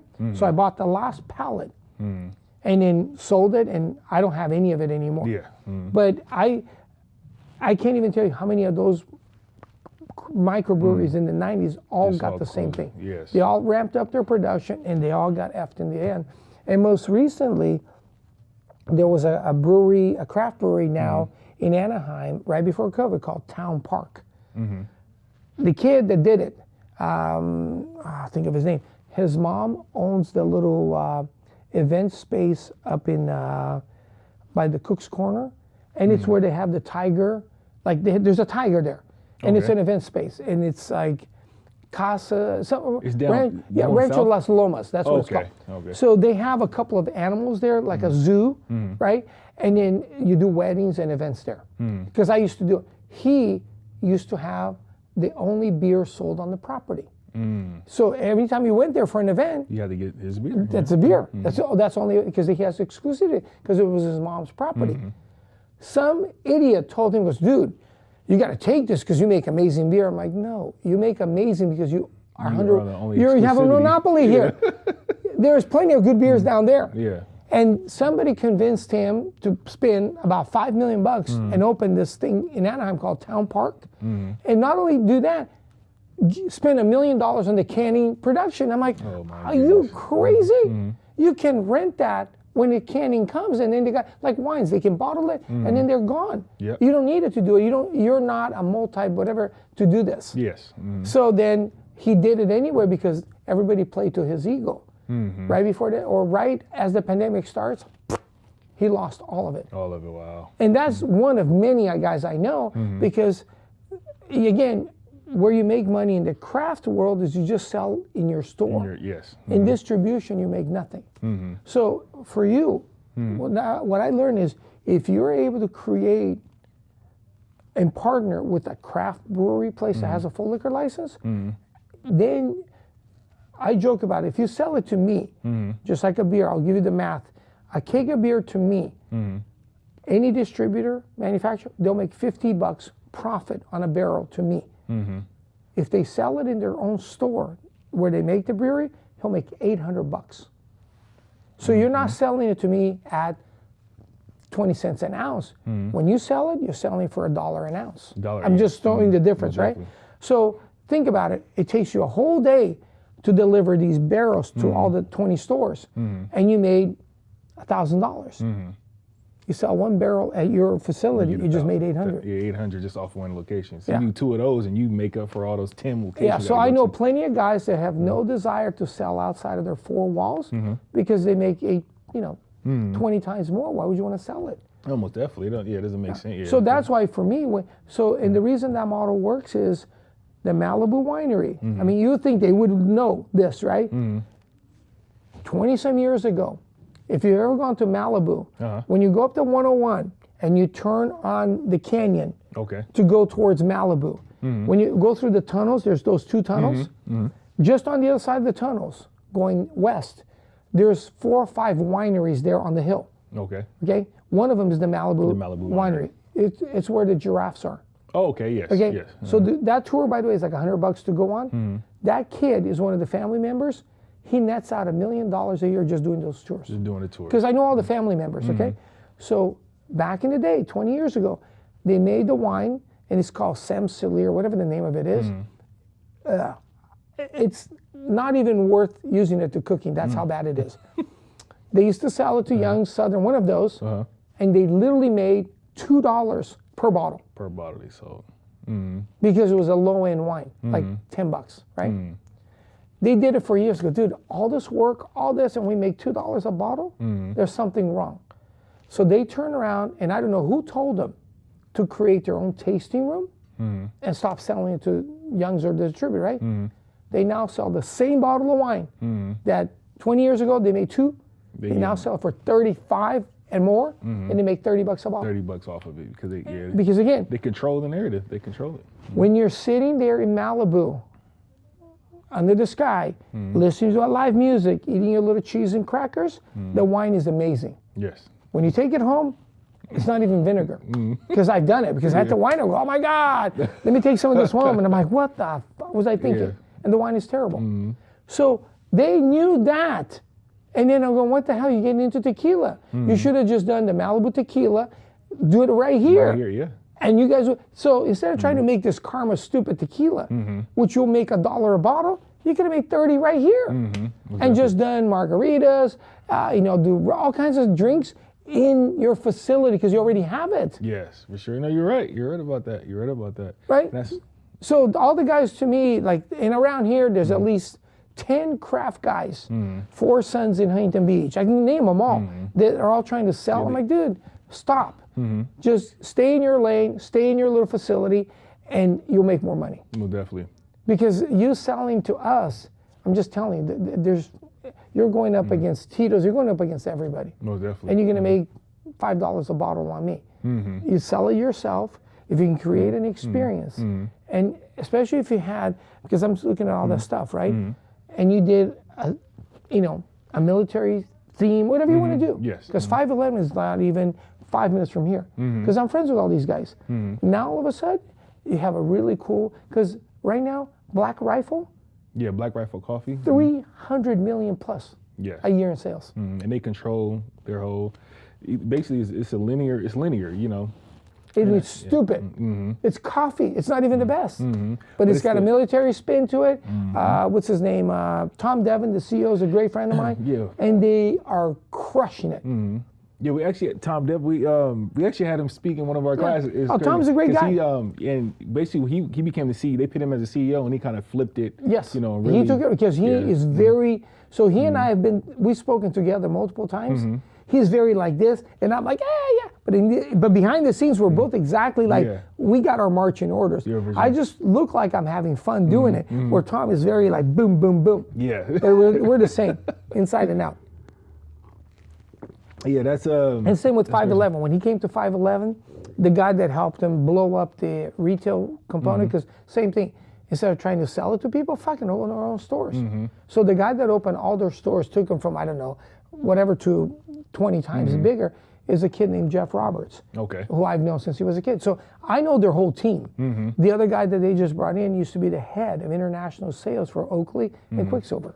So these guys all know brands and how to grow it. It was definitely. And they're all like, reselling it. Exactly. Go directly to the consumer.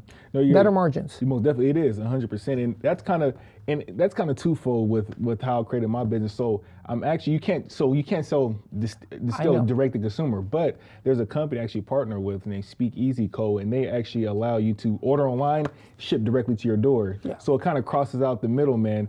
So the biggest thing is just creating an experience online and really. So now you got to come up with a better story. Yes. So for you is like if you can find, I mean there are some amazing Greek athletes if that's the angle you want to go to, right? Because what's his name from Milwaukee Bucks? He's Greek, yeah. right?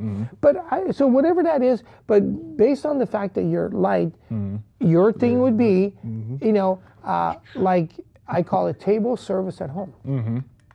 Because that's what you're selling. Yes. So that's, I think, if you did that angle and came up with some cool, things, that's what I would do. Most definitely. And all my friends right now, because I just talked to another guy that does shoe inserts, right? And I'm thinking to myself, it's not like he's the first, and he won't be the last, right? And there's all these commercials I see on social media, the guy dropping the bowling ball on your inserts, whatever. Oh, yeah, whatever. So I looked at that, and I'm like, okay, first of all, tell me who you are, right? So I met him through another friend 2 weeks ago, and he tells me, I goes, like, what did you used to do as a kid? He goes, I was a snowboarder. I go, did you ever compete? And he started looking at me, he goes, why? He goes, I'm asking you a question because everything that you are about to tell me, I've done already. So he goes, well, I was, moved from whatever part of the country to Steamboat, Colorado, blah, blah, blah. And I go, so you're part of the USASA. And he's looking at me like, who was your coach then? He goes, Mike Mellon. He goes, okay, he's still part of the organization. And he's looking at me, he goes, what do you know about our organization? He goes, I'm your past president. And he's looking at me, go, what? He goes, yes, the founder was here in Huntington Beach. I ran 20 consecutive national championships. He goes, you're kidding. He goes, no. So I'm going to show you the model, right? You're going to go in, I'm going to do an email to Zippy, who's the secretary, blah, blah, blah. And turns out she just retired. I'm like, what do you mean you retired? Right? But she just retired, but she's still involved, right? So he goes, Wing, I'll pass it on to Mike Mallon and the other people. And Mike is his former coach anyway. So the first email goes, what are you doing? He goes, what are you doing, right, dude? Because they haven't seen each other or talked to each other for probably 15 years, right? Wow. So I said, here's the deal. Story. We're going to put you on the USASA website. You're going to give part of the money back to the USASA of every purchase. You're going to give part of it back to the kids as a discount for being a member. Why? Because you now have wholesale to retail. You got 100% there. If you only wholesale, you're making money. Anything above that is all gravy as far as I'm concerned. So if you give 20 back to the USASA, 20, you're still 60% ahead of, right? Yeah, and he goes, yeah, I goes, come on. I goes, but it's only going to work if you tell the story that it's a former competitor, now you're giving back. And everybody, and you're going to have access to all the snowboarders in America, all the freestyle skiers in America. You know how much people pay for that access? Millions, yes, right? For sure. And not only that, you being a former competitor, that's the story you tell. And how good these things are for you, blah, blah. He goes, oh my God. And it only cost him one insert because a friend of his told him to come by and see me. And I said, give me an insert and I'm going to show you how to do something. He's like, why are you spending this time with me? Because I can, because I know the model. Yes. And I said, and not only that, do you know how many walks there are for charity in North America? I can name you just in Orange County a handful of them that I already know. You have to be not to mention the marathons. He goes, all you got to do is go to CF, go to MS, go to all these charities. He says, I'm going to give you 20% to everybody that buys, and I'm going to give back to you. Guess what? They're going to put you on their websites. He goes, I never thought of it. He goes, I'm telling you, this is a new world. This is what I know how to do. Yes. When you give back, Tom's shoes did it, but it was a piece of shit shoe. Yours works, right? Tom was a total rip-off artist. You know what that kid does? He just goes out and speaks now. And I'm like, dude, you were never in it for anybody but yourself. Yeah, most definitely. You know, so I met him multiple times. His sister did it with the optics. And I'm like, you guys are both douchebags. Yeah. but that's okay, you know? Yeah, no, for sure. And that kind of, and there's better companies So out now- there. I mean, Rainbow Sandals, they do it great. They do you know phenomenal. what I mean? I'm friends with those Yeah. guys. So for me, it's like I can show you guys how to do something and it done that you weren't thinking. No, definitely. And if you approach a charity, they're not saying, no, I don't want to do this. If I introduce you to a charity, they're going to go, yes, because I'm already a partner. Well, definitely. So right off the gate, I send them to Alzheimer's because they're going to do a walk right now. And I'm already helping them. I'm like, here, let me show you how to do this. Well, definitely. And all these older people, they go, dude, if that helps me, better arch support, blah, blah, blah, why not? And they're giving back to us. Yes, no, definitely. So it's a win-win, you know. So for you, it's like, where's the angle, right? Yes. To give back, and you got the military thing, you know. Well, yeah, I would love to talk to you offline, speak to you Yeah, offline. that's what I'm So saying, it'll but I've definitely- done it all. yeah, I mean, yeah, for I've sure. done it with, I'm the original retailer for Monster, energy drink in the United States. I've done it with multiple brands that I've helped out over the years, and they all looked at me and goes, why? Because I can. And I never charge you guys anything because I'm like, hey, I'm already going to be there anyway. Come for the ride. And if it fits, right? And like these things here, the Red Sox that Charles and I wear, Charles was the former, I don't think he retired out, head of the capital campaign for the Ronald McDonald House. He was one of the people on it. When the pandemic hit, it stopped. So he got to 10 million, but there were 3 million short or whatever they were, right? I said, give me the Sox and let me get the conversation going again. A year and a half into the pandemic, we finished raising the balance of the money. Because I wear these every day. And when people see me, they're like, what are dude, those about? where's Waldo? Where's, where's the elf? And I'm like, give me $500. And they're like, what do you mean? He goes, I wear these to promote the addition add-on that they're doing to the Ronald McDonald House in Orange. So we have a thing on Monday there, a little groundbreaking ceremony there, right? So the same thing. So I wear it every day.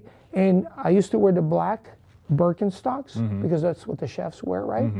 And once I started this, I'm like, I got to do something brighter. So I go on the website and I saw that they make, these are the professional series for gardening. Oh, really? So all the nurses wear the whites, all the flight attendants wear the blacks, and all the chefs wear the blacks.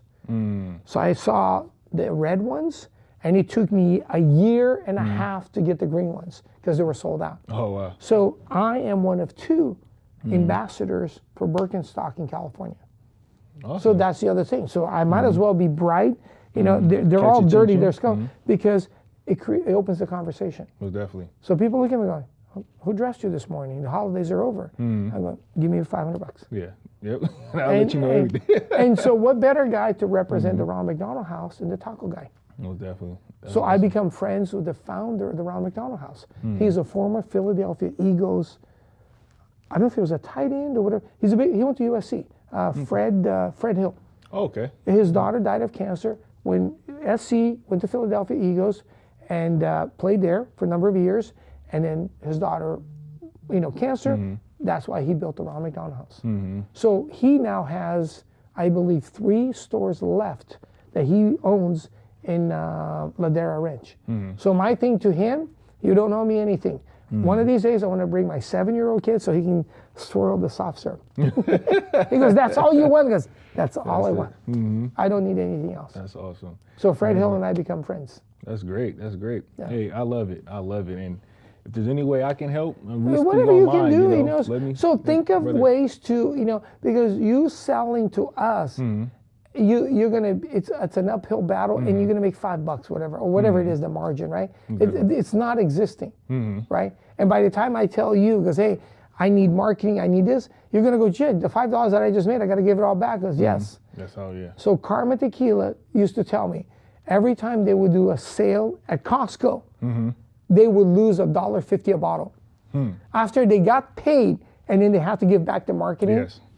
It was negative $1.50 per bottle. And that's because they have to give back to their members. They have to make sure it works for their members. Because I actually had a conversation with Costco. I went to get in Costco's, and I had a conversation, spoke to the buyer. My God. And I realized, so I ended up speaking with these VCs, and they were interested in their brand, and I was speaking to them. I was telling them about, I have this Costco deal on the table, and I'm thinking, they were like, "Don't go to Costco's until that's toward the end of your the end of your career." Exactly. That's toward the end. You want to do that because people look at that, even though it has prestigious brands there, they look at it, it's a discount. So you're discounting your brand when it's not a discounted brand. No. So I was like, I didn't look at it like that. I'm thinking of they're going to buy it by the pallets. No. And I was looking at it all wrong. But just that quick conversation, it changed. So I'm you glad I would didn't. lose I'm glad I didn't do your it. ass at And then Costco. you have to bottle them a certain way. You have to put them in the boxes a certain way. They have to be. It's just it's a nightmare. All the requirements. Because all the drinks, soft drink, ever do drinks, they're never 24. They're always 36 or 30. It's always random. Because that way nobody else can get that package. Yes. Yeah. Yeah, it's interesting. And if Costco ever found out that I'm the only guy in the world that pays less for Monster than they do, they lose their beans. So my contract doesn't exist. There's nothing in writing. Yes. Because I don't want to ever end up in Costco's hands. Yeah. And basically go to Monster and goes, "You owe us $1 a case for everything you sold for 20 years." Fly under the radar. That's the So anyway, so business. that's all the stuff. That's great.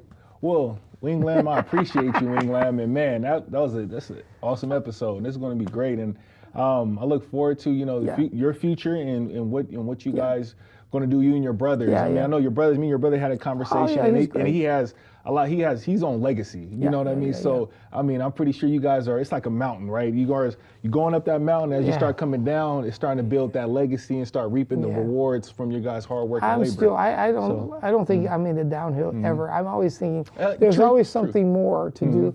And again, I'm enjoying the moment, but I always strive to do a little bit more. Yes, most definitely. Because I'm not satisfied. I always think there's a better, things to do, and I'm always excited about, And again, when I see brands like you, I'm like, dude, such an uphill. But if you can find an angle, I like the little thing already, just the light thing.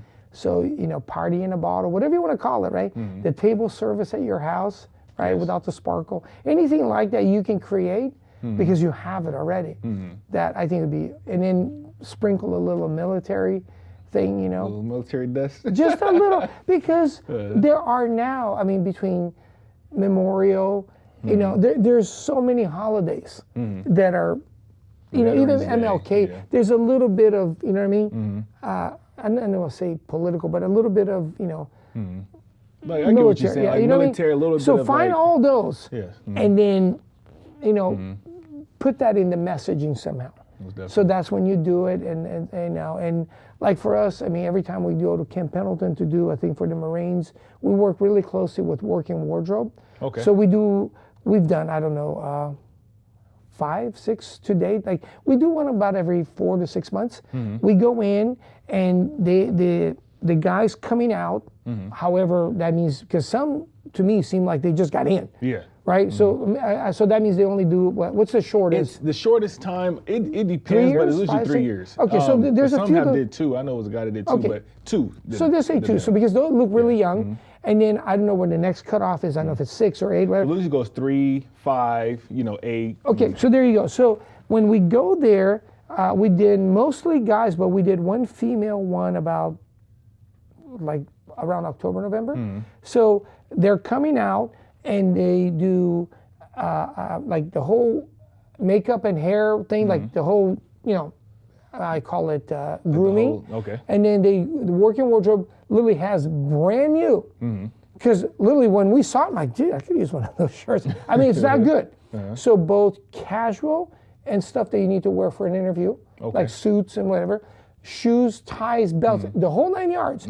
So you get, I don't want to say 2 to 3, but you get a nice wardrobe, and then you go through all the probably like 3 or 4 different interview, tips, whatever that is, like just how to interview, whatever, and put your resume together, whatever that means. Okay, getting you ready for the and then there's probably about a half a dozen companies there that basically are looking for military guys, and I want to say say Enterprise Rent-A-Car would be one of them, whatever. But there were like big companies looking for guys to recruit. Okay. Right? So they're there. So you get dressed, groom, whatever, and then we come in and we do the meals for that day. Okay. So there will be anywhere between 200 to 300, on both sides. So there's people from working wardrobes from these companies and coaches, and then there's all the personnel coming out.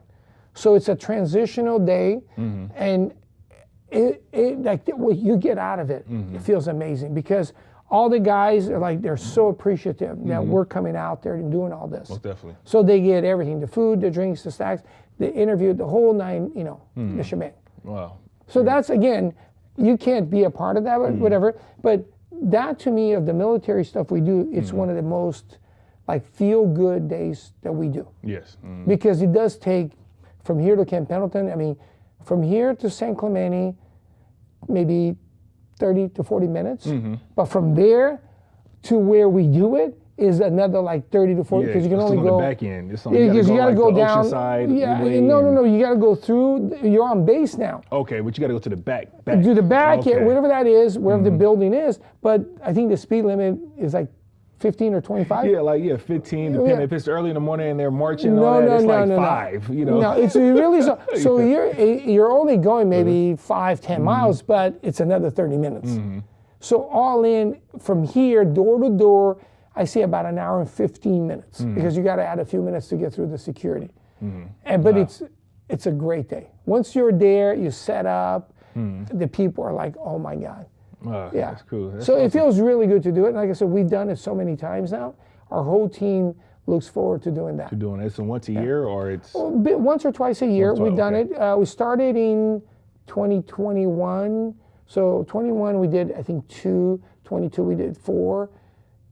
No, we might have done 2 and 3. We probably have done maybe 4. Okay. Or maybe 2020 would have been just a small one. So I think we've done 5 to date. Okay. And then we've done Fleet Week with the other guys in San Pedro. Okay. So so we've done a few, and then we got the PTSD guys that we deal with. So we do another one, and that one is hilarious because it's started by a former Marine, and I want to say late 30s, early 40s, but it's called Vets for Cannabis. I think it's called or Cannabis for Vets, and it's all it's all the edibles that they can use to decompress. That's awesome. And help them sleep and deal with the anxiety, PTSD. whatever other stuff. So that one is hilarious for us because we literally give each attendee a goodie bag that's a year's supply worth of product.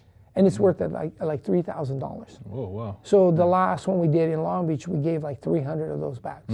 So you're looking at $90,000 worth of. But again, all the manufacturers, as soon as we go to them, because we have all our friends that have dispensaries, they're like, for military, boom. Yeah. And it's not it's Yeah, the 100 mil. It's the the stuff king that you size. would, It's the king stuff size. that you would buy in the store. For sure. So it feels like you literally walk into a dispensary and you take one of everything they have, except for the actual flower. We do only, because the flower smells. So we basically do edibles, the drinks, everything, but the flowers. Okay. But it's but again, they are so appreciative. That's great. I mean, Yeah. I mean, So that's again, the stuff like so wow. so somebody says we need this, Hmm. my group goes out and we'll, hey, who has access to the school supplies, Hmm. the toys, whatever it is, and we get it. Definitely. Yeah. So we've done all of it. Man, you got my mind going. I got a couple of things, but I tell you. Yeah, that's offline. what I'm saying, because Tell that's offline. what you need to do is you find an angle, and because I don't know how many military guys, but I know that there's another vodka company out of San Diego that, and what they do is they made some really beautiful artwork on the back of the Yeah, bottle. Trust Me Vodka. Yes, Trust me. yeah, and there's a little military spin to theirs as well. Yeah, they Yeah. have like different artists. I think Yeah, every yeah, yeah, variation yeah, of bottle. yeah. That's pretty good.